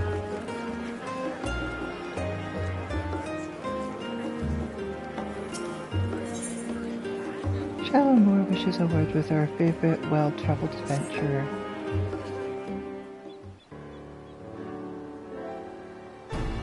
Your timing is impeccable, Elita. How do you manage to do that? An intriguing job has been laid at our feet, and the client insists you be the one to take it up. That client? Why? None other than the Eastern Aldernate Training Company. The missive was dispatched from the Kugani branch rather than Lord Laralita's offices, but it nevertheless carries the piquant scent of moneyed interests. Care to give it a read?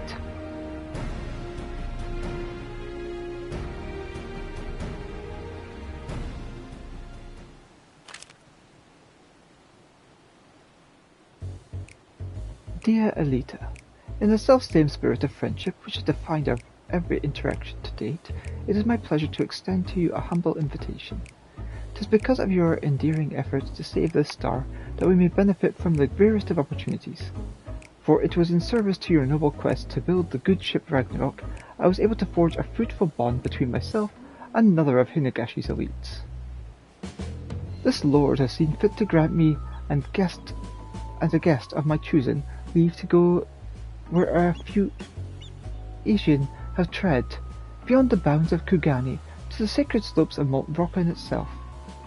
I cannot overstate the significance of this gesture, nor the allure of sights heretofore unseen by Western eyes, nor it is an exaggeration to say that one is more deserving of this boon than your magnanimous self. I eagerly await our reunion at the gates of Bakairo Inn. Ever your faithful servant, Hancock Fitzgerald.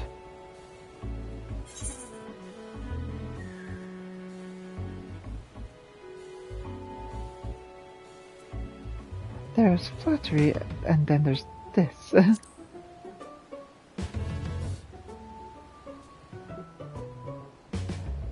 Laid it on a bit thick, did he?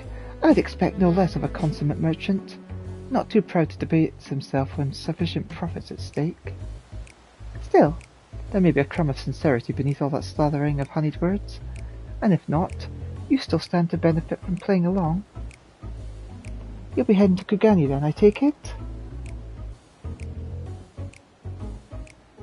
Perfect. Then I'll send word that you're on your way. Fair fortune and safe travels. You best come back with plenty of stories to tell, you hear?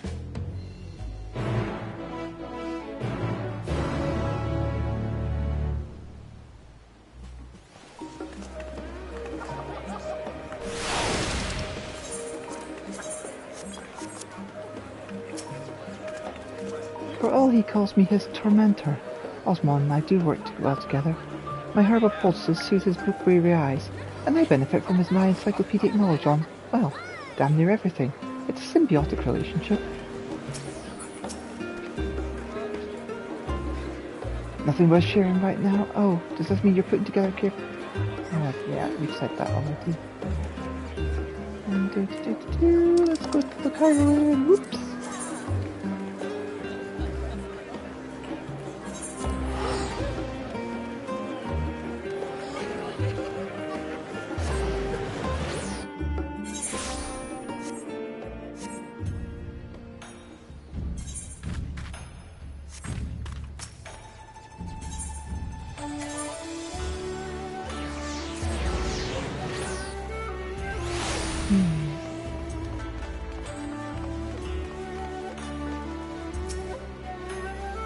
Guess I wait here for him.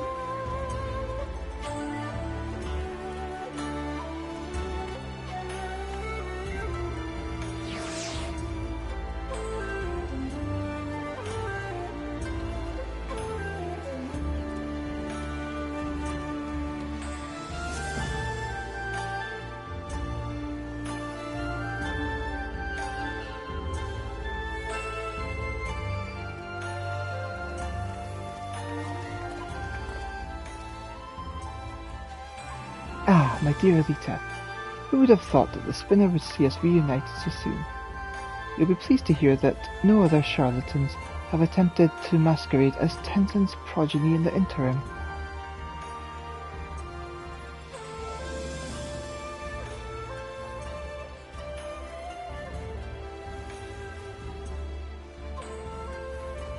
As you can see, preparations for our journey are well underway.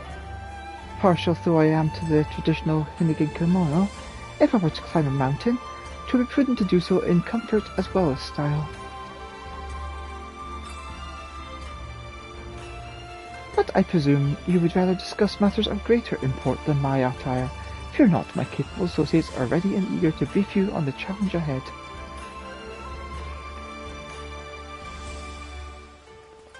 We have reserved the finest chambers of the inn for the occasion, so let us reconvene away from the hustle and bustle, shall we?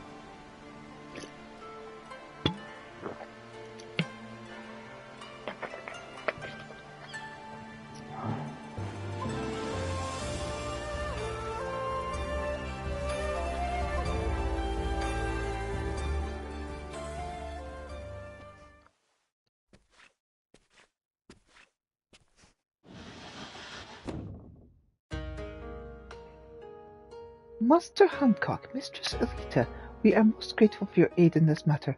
I am Tsubaki, and my Onmyoji companion is called Tokimori.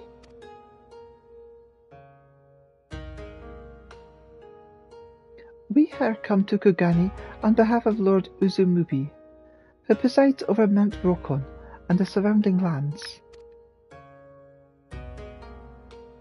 His lordship is one I mentioned in my missive. Hearing of my interest in far eastern treasures, he knew at once that I would find the lure of the sacred peak irresistible. Ah, but I forget that you are not as familiar with these lands as I. Let us begin with the basics, and expound upon the finer points as we go.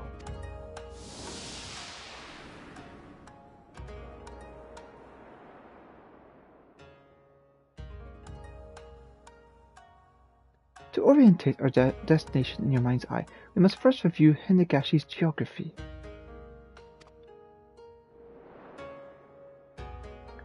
Of the many islands which comprise this nation, it is here on the western coast of Shishu where Kugani serves as our shining beacon of commerce. Mount Rokon, meanwhile, can be found far from our beloved city of trade. Here, in the northeastern corner of the isle, upon the slopes of the sacred mountains sits Shoujo Temple, a monastery where monks gather to train their bodies and souls. Alas, in defiance of this holy purpose, a horde of otherworldly demons have claimed the temple as their own. His lordship suspects that the collection of accursed treasures is to blame for this infestation. In the Far East, you see, 'tis believed that well-preserved objects may come to possess living souls after a time. These vessels, turned kami, are known as Tsukumogami. A Tsukumogami, in turn, may attract or even beget other spirits. These Mononoke clearly have no regard for the sanctity of the mount, and so Lord Uzumubi deserves a swift resolution. Compassionate soul that I am, I could not bear to stand idly by, but as men of wealth and influence, base altruism is beneath us both. So I offered to aid his lordship in the manner befitting our stations, by brokering a mutually beneficial arrangement. Simply put, should I find a way to rid the mountain of Mononoke, I may lay claim to any accursed treasure that I find. One man's trash is another man's takaramono. That's Hinnigan for treasure, by the by. And here, my friend, is where you come in. During our jaunts out to the mountain, you will serve as my bodyguard and slay any monstrous Mononoke we encounter. In exchange, you shall become one of the blessed few to bear witness to the wonders and terrors of Mount Dracon. A fair deal? Yes?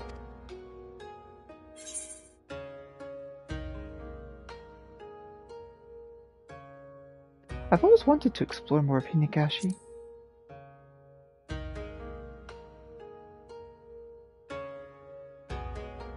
That's our warrior of light. I knew you wouldn't disappoint. Now that the matter of Elita's participation is settled, might I inquire as to the current owner of these items, Mistress Tsubaki?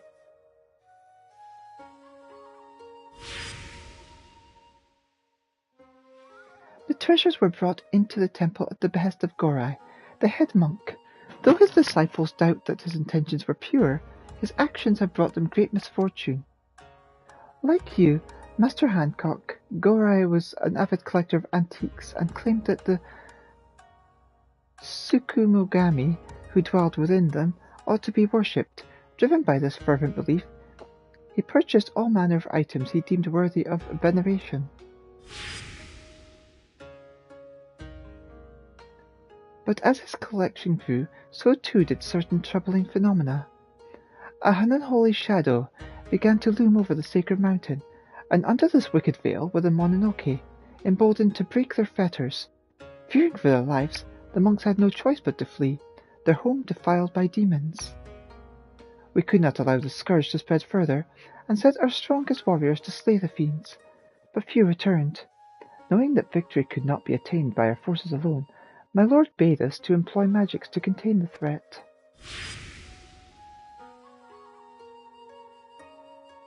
Tokimori is one of the valiant few who returned from the temple.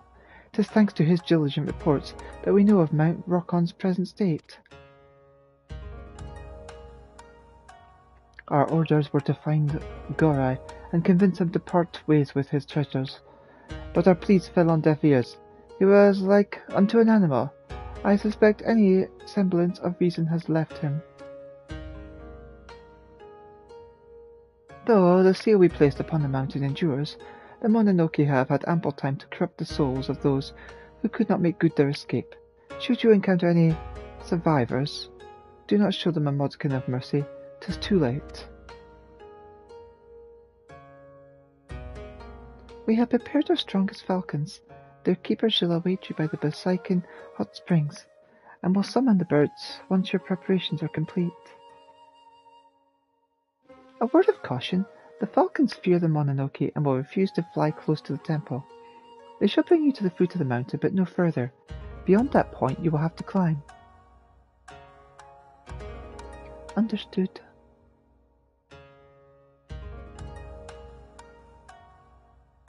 Many thanks, my friends. Now then, if we are to depart soon, I think it best we feast to our heart's content. One cannot slay demons on an empty stomach.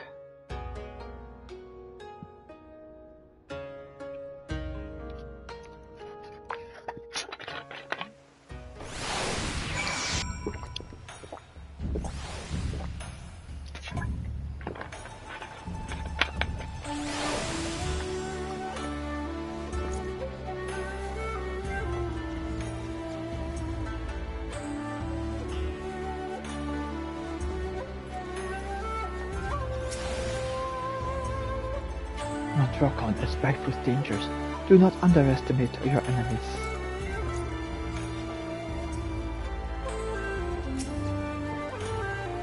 You are the adventurer who will aid us, I presume. It is an honour and a privilege.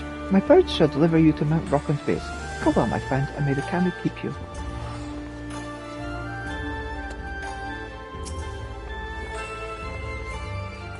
My thanks once again for your assistance, Mistress Elita.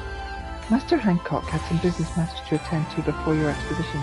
Once you are ready, I shall summon him. I feel compelled to warn you, even in times of peace, the climb up Mount Dracon is not for the faint of heart. I suggest you procure sufficient provisions, if you have not done so, and ensure that your equipment is in working order. Tokimori's disciples have been tasked with maintaining the mountain's wards. They will open the way for you upon your arrival. Speak with our falconer when you wish to depart. So I must remain here, praying for your success.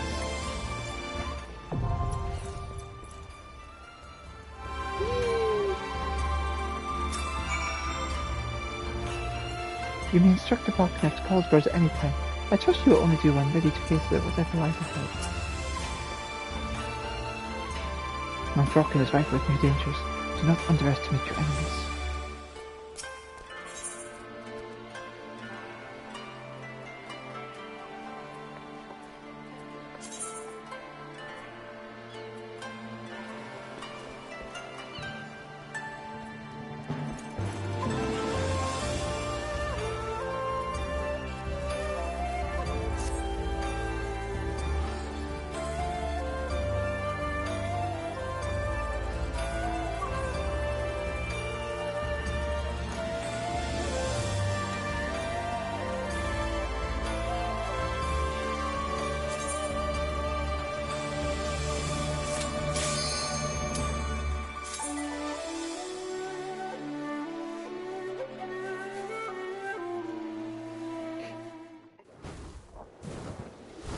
Let's give this a little go, shall we?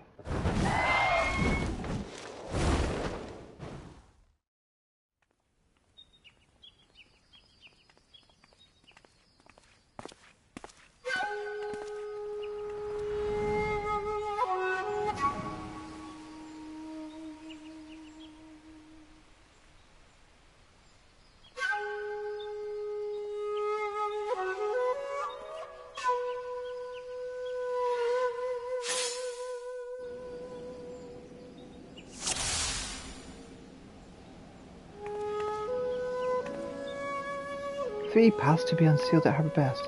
Whither shall we wander? Were I to chart a course, I would choose this path.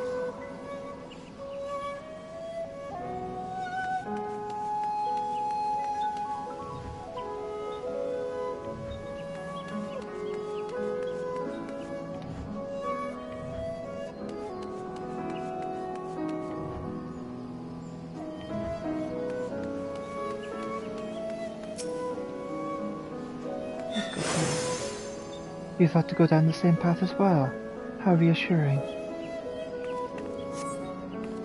The portal, if you would, good sir. Seal of shadow, reveal thy path. Excellent. Let us be about it.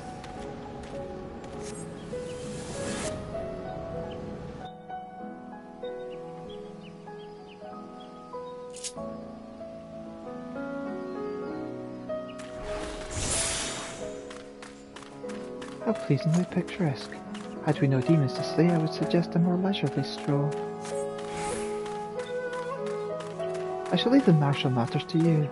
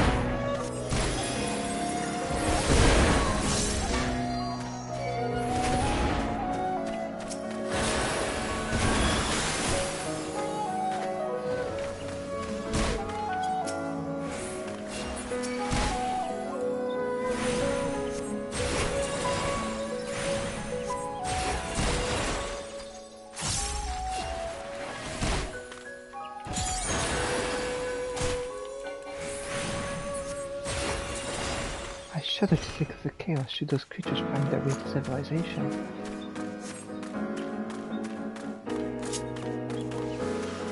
I spy a structure in the distance.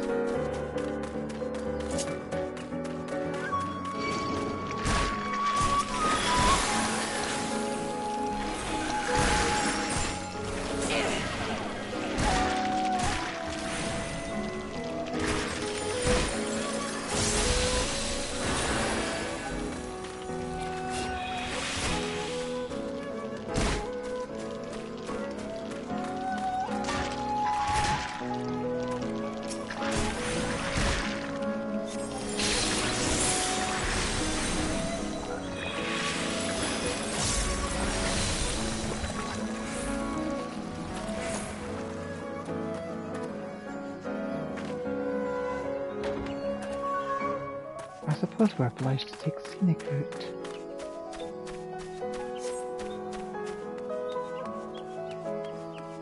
So many hours, so little time.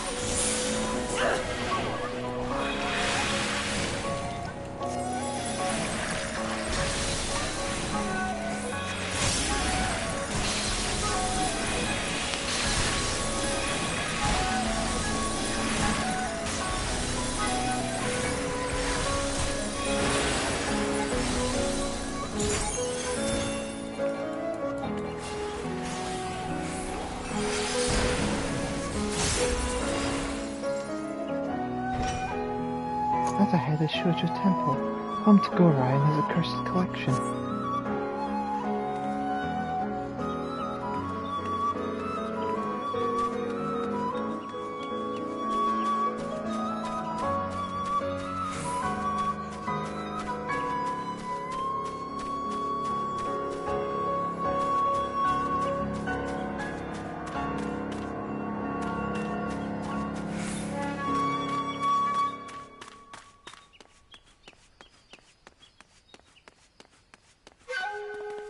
If only we had time for typical oblations, but the proper pilgrimage must wait for another day.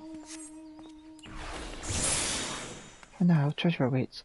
As to the monk and his minions, of course, do have care.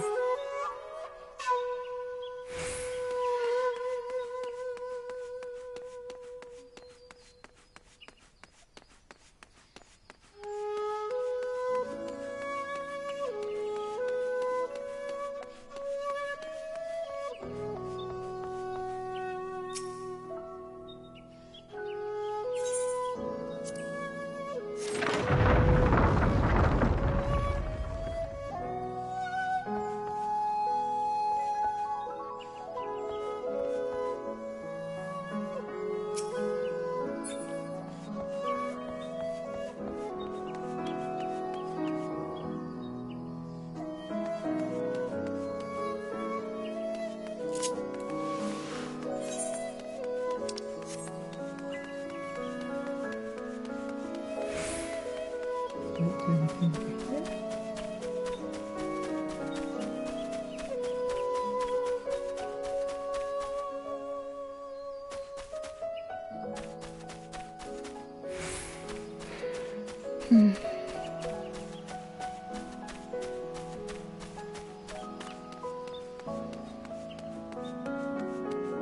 I mean, he's done something, I guess.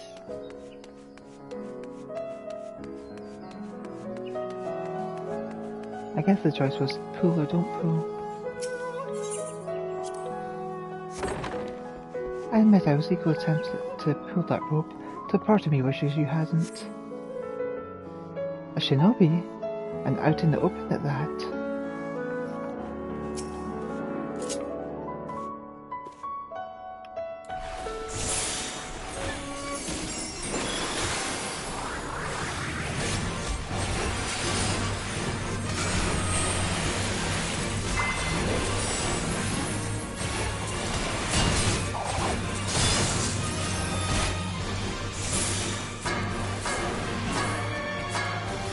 Being herself treasure.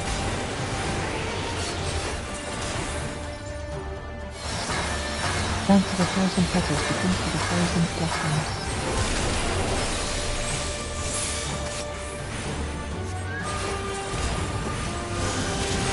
Favorite flowers bend to my will.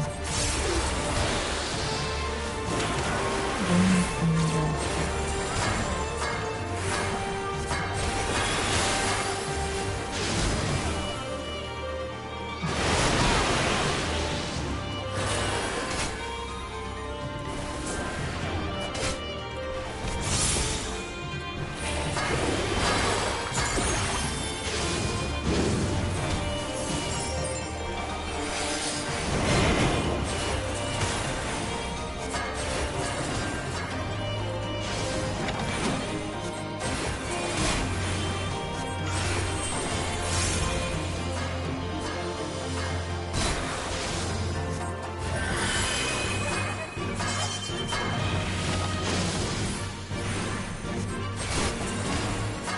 should like to pat that fluffy little head, but eventually it goes to great lengths to protect its master.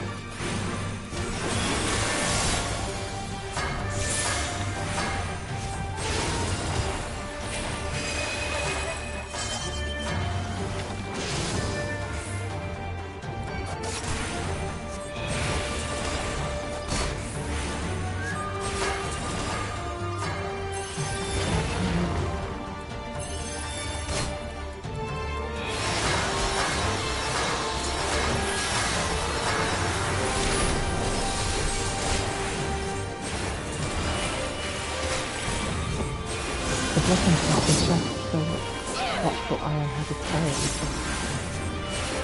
Lightning, water, wind, fire.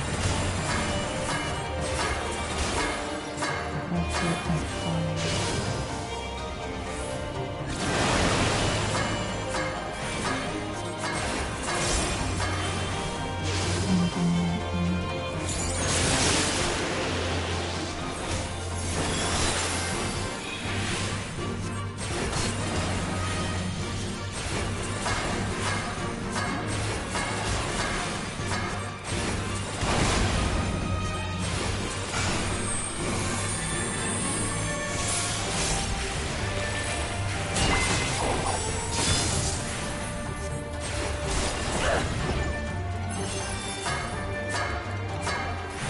I'm forced to use guns and beguile my enemies.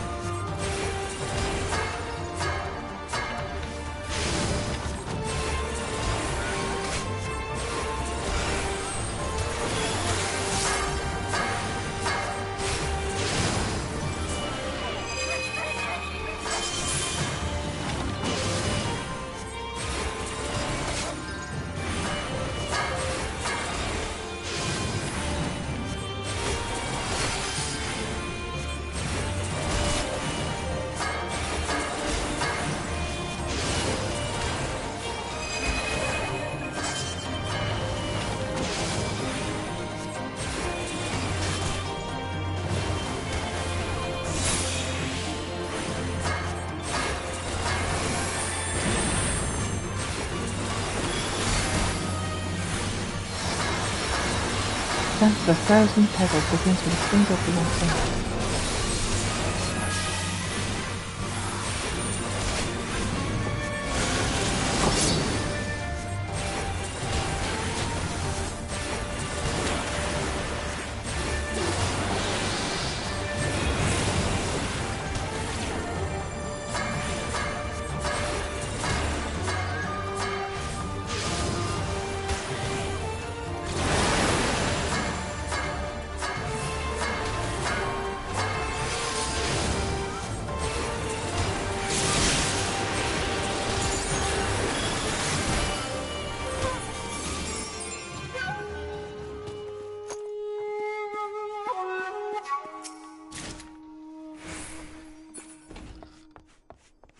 The statues keep silent vigil in the master's absence, but they are not the treasures we seek. Onward.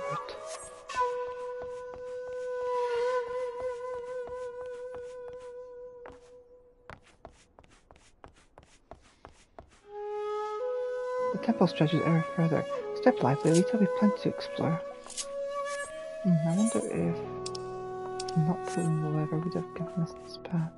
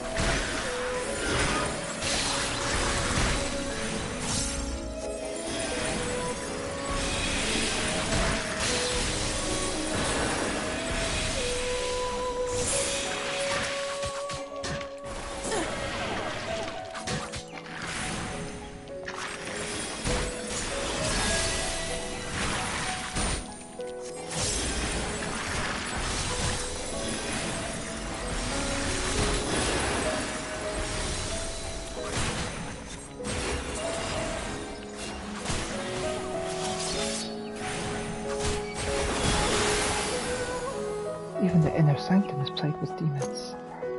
If any who remain did survive, it would be nothing short of a miracle.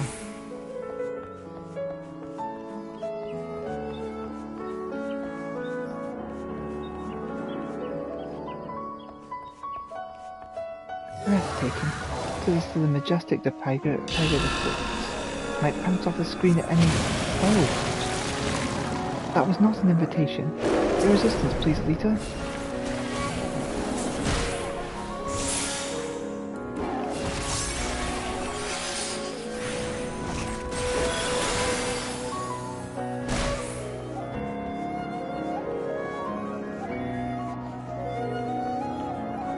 That's where we're going next.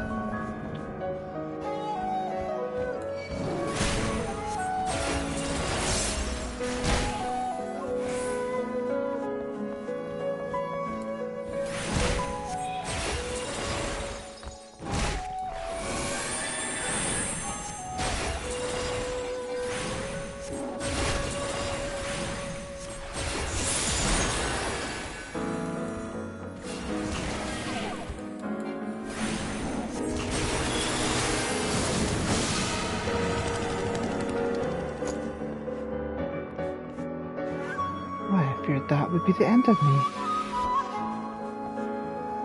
That precarious pile of crates is a mountain unto itself.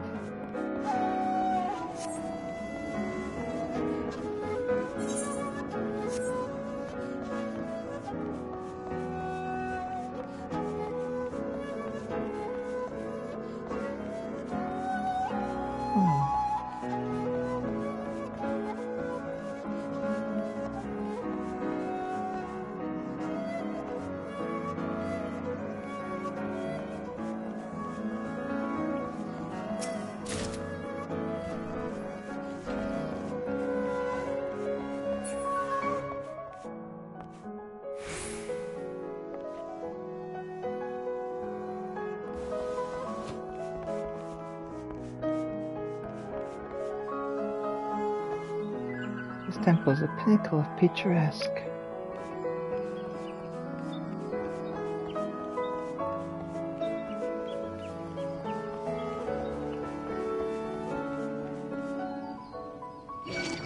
More of them after you, Elita.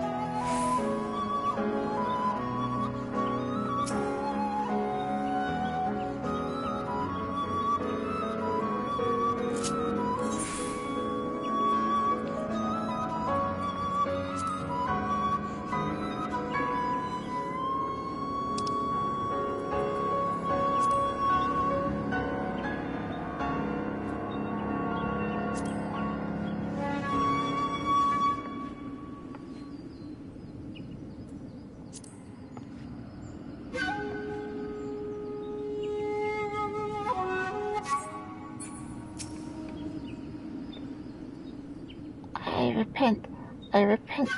Spare me and you shall have safe passage.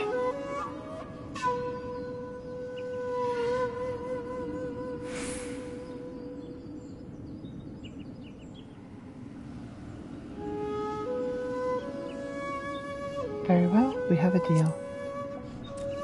Many, many thanks. That way, oh this way. And off it goes.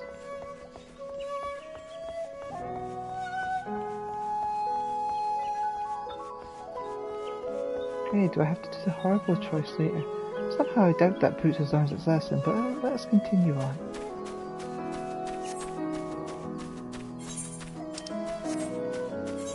Yeah, the very Elita thing to do, is a spare them. It's a very me thing to do. There is a lot over here. I am explorations.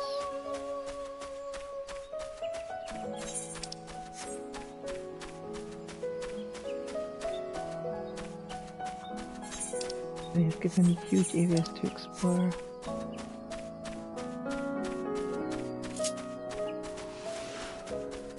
Ooh, that's a cool statue.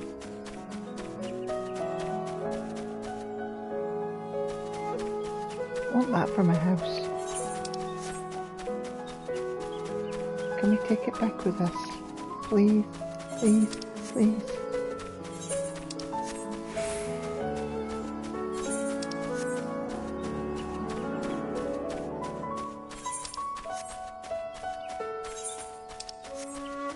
I'm doing the Elita thing of exploring around.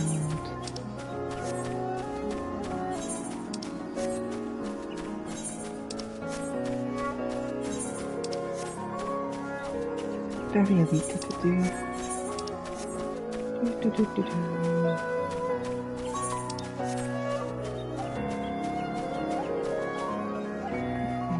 Stuffs. What do we have here?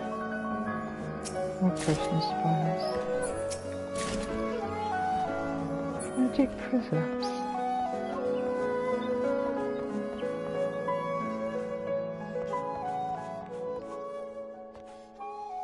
Oh, like a big arena here.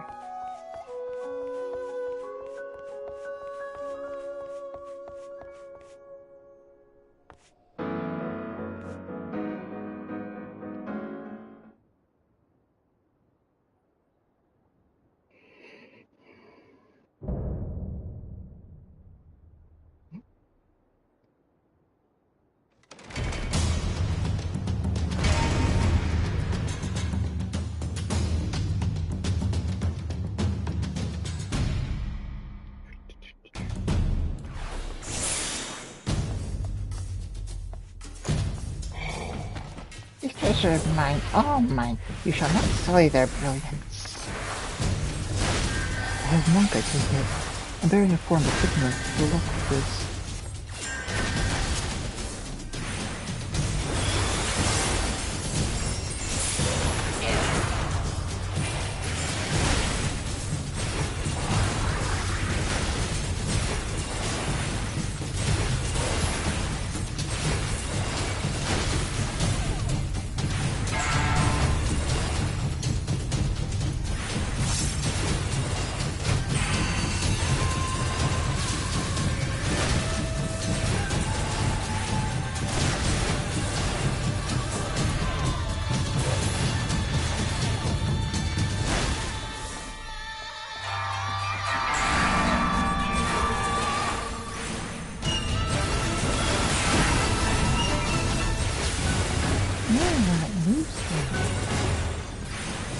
Beware the bearers with melody, Elita. They bounce with power.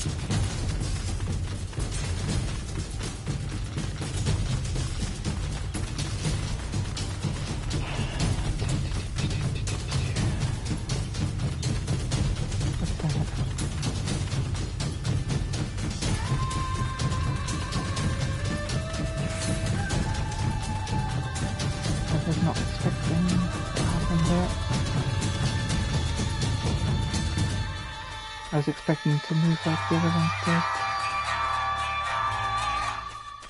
I got to guess the more technology makes safe unsafe and the unsafe safe.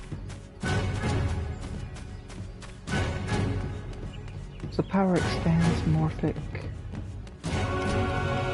changes.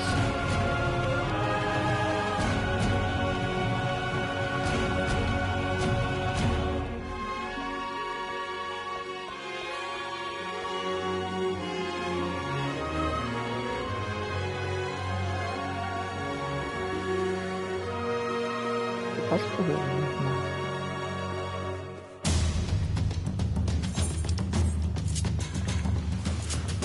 Let's go! Yay! There's going to be so many different paths I need to take on this.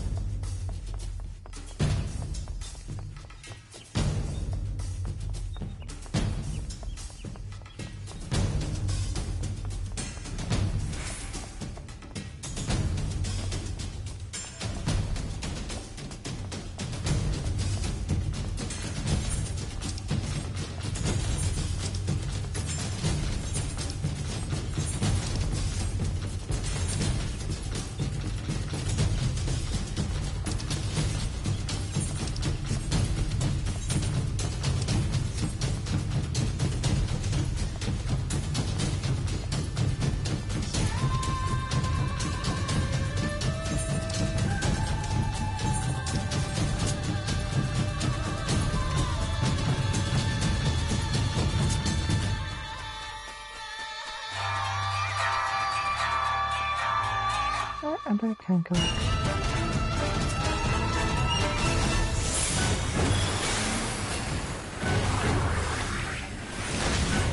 He says you're mine. Oh, mine! He has not been doing something. So fuck you.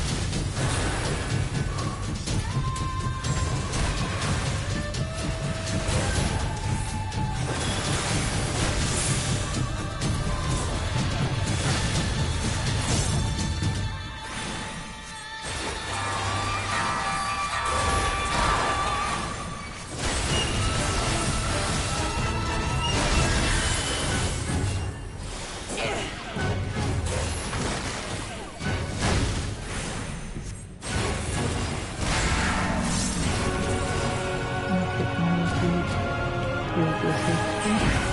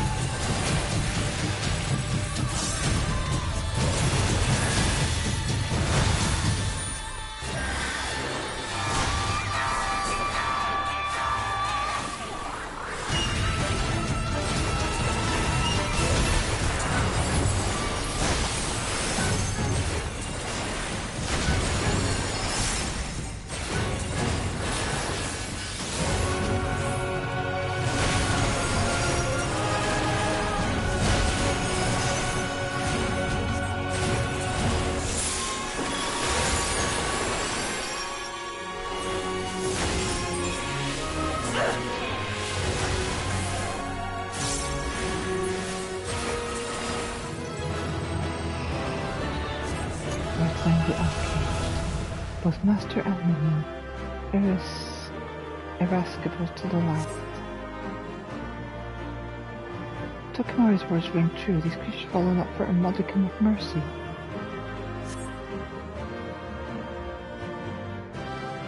With your victory, we will now free the mountain of Gorai's influence by liberating these treasures from this collection, of course. Any one of them may have harbored spiritual forces, perhaps all of them. It would certainly explain Gorai's impressive transformation. As for which deserves a place in my collection, Gorai's Bira, of course, a fine addition. And with that, we may be on our way. Your company has been a pleasure as always, Elita.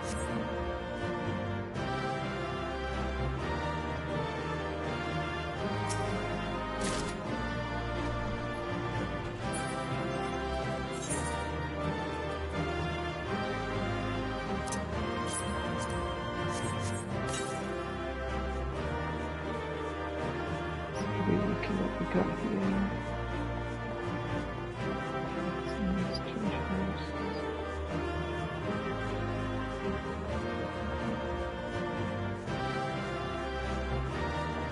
Damn, this guy hoarded stuff worse than me. But I was a hoarder.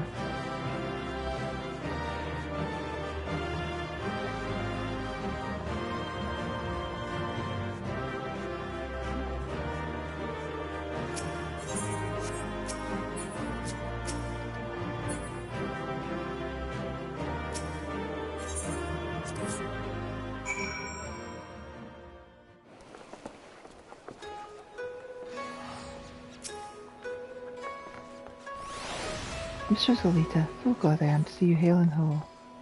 I have spied Master Hancock's falcon in the distance, but his movements appear utterly erratic.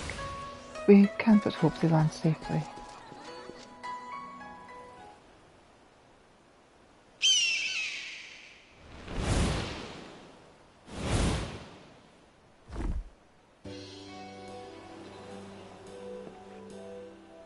Terribly sorry to have kept you all waiting.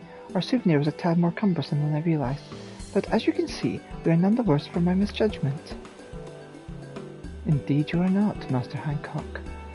My lord will be pleased to hear of your return, and your success, I presume.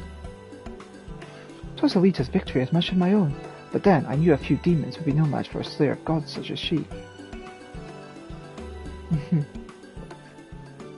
Honestly, for all its pearls, I found the journey quite invigorating.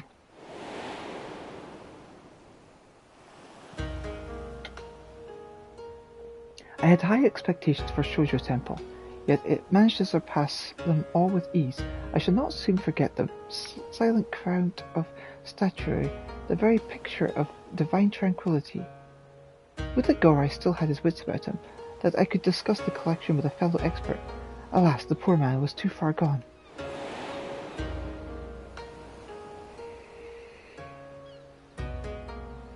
In any case, the people of Shusley can rest easy, knowing a great Mononoke has been consigned to oblivion. But we, my friend, have malms to go before we sleep. There were several paths we eschewed, were there not? The mind races to imagine what other delights we might yet behold. Indeed, a number of treasures remain unaccounted for, and the demons are like to linger until their masters are slain. Precisely. But take heart, Mistress Tsubaki, for Elita shall not rest till these villains trouble the small folk no longer. She shall sally forth again and again until the treasures which drew them hither have been secured, and my new collection is complete.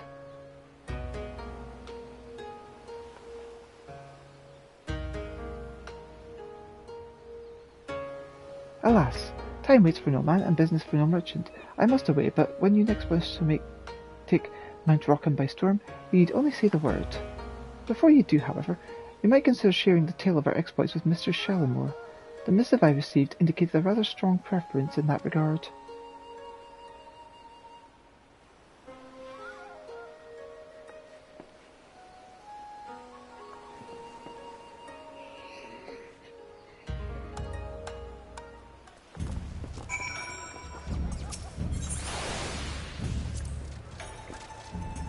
It has been years since I last played this Kagami. It remains crowded. We are in your debt, Mistress Elita. Pray give our regards to Mr. Shallimore as well.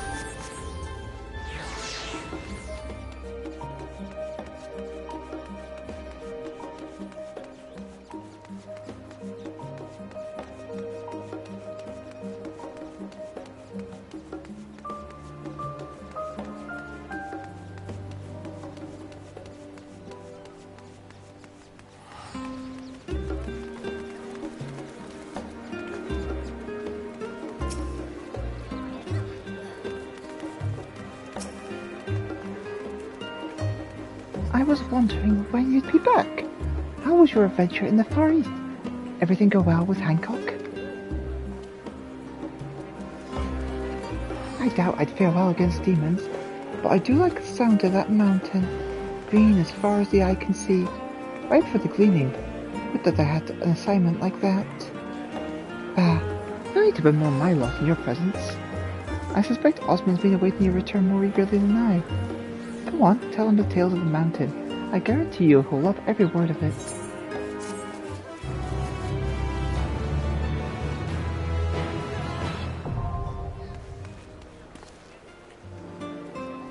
Mount Rocket and Exorcism is now available.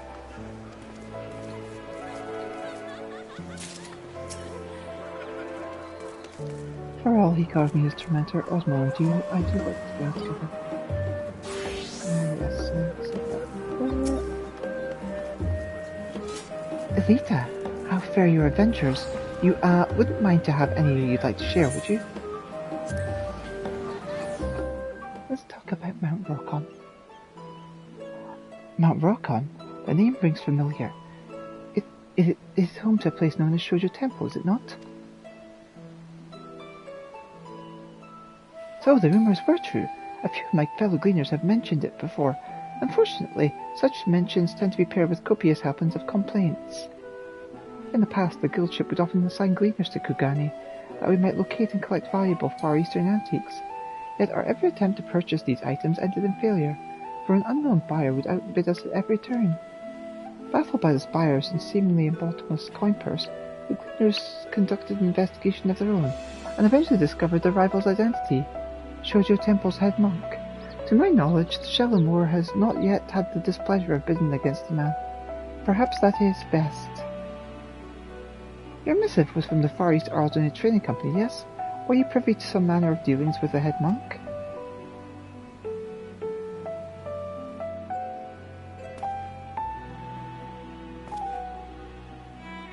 To think that such a fate would befall the temple. I am passing familiar with the concept of Tsukumogami, but I had not realized the myths surrounding them would be bleed into reality. Having been a place of worship for much of its history, the mountain and its surrounding environs were likely rich in ether. And if such is the case, these so-called accursed treasures were not unlike kindling to a burgeoning flame. A shame indeed that the whole mountain had to suffer for one man's avarice.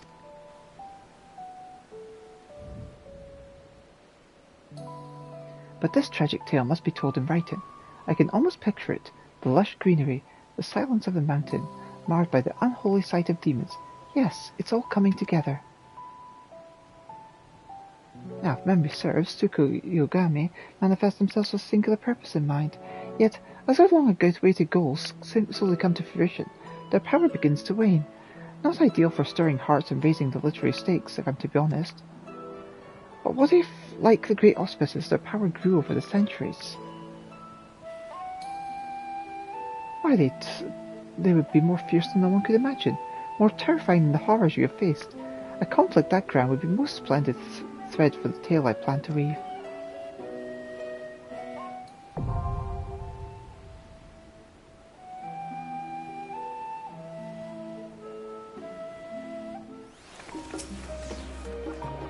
I'm not sure right now.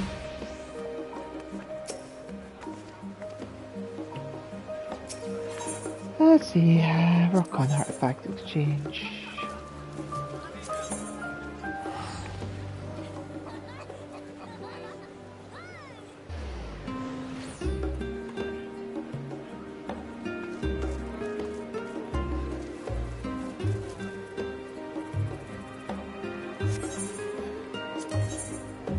What do we have here?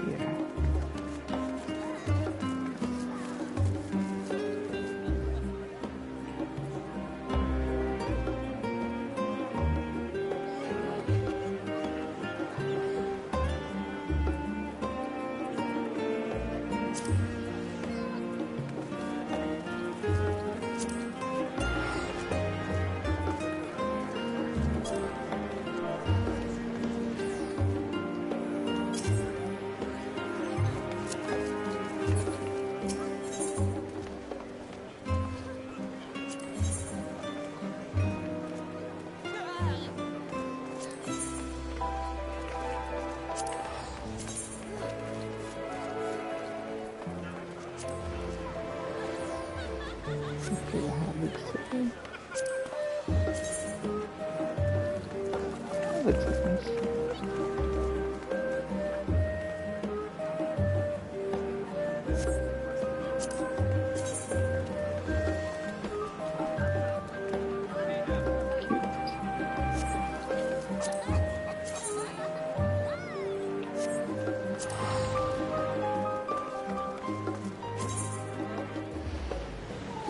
That's more like it.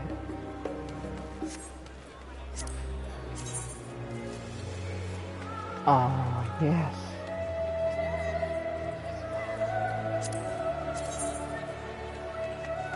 Oh, wow. Yes.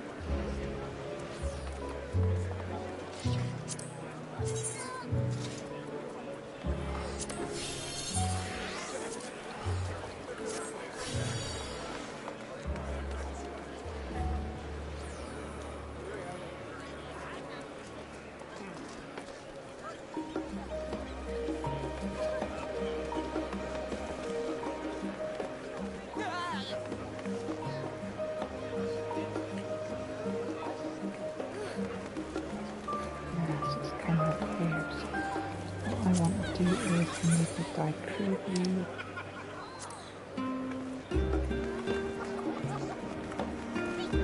To rotate this.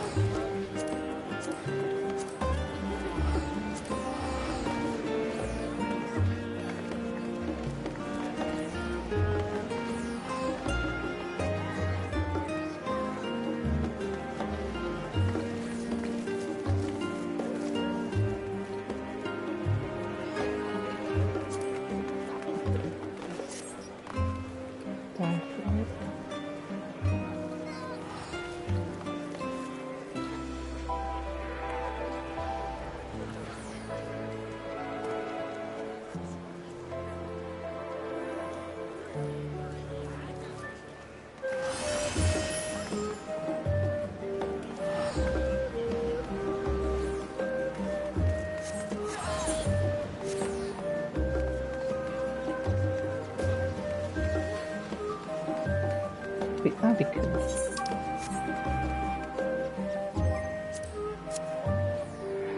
That's everything for now, my darlings. Love you all. Take care. Bye for now. Mwah!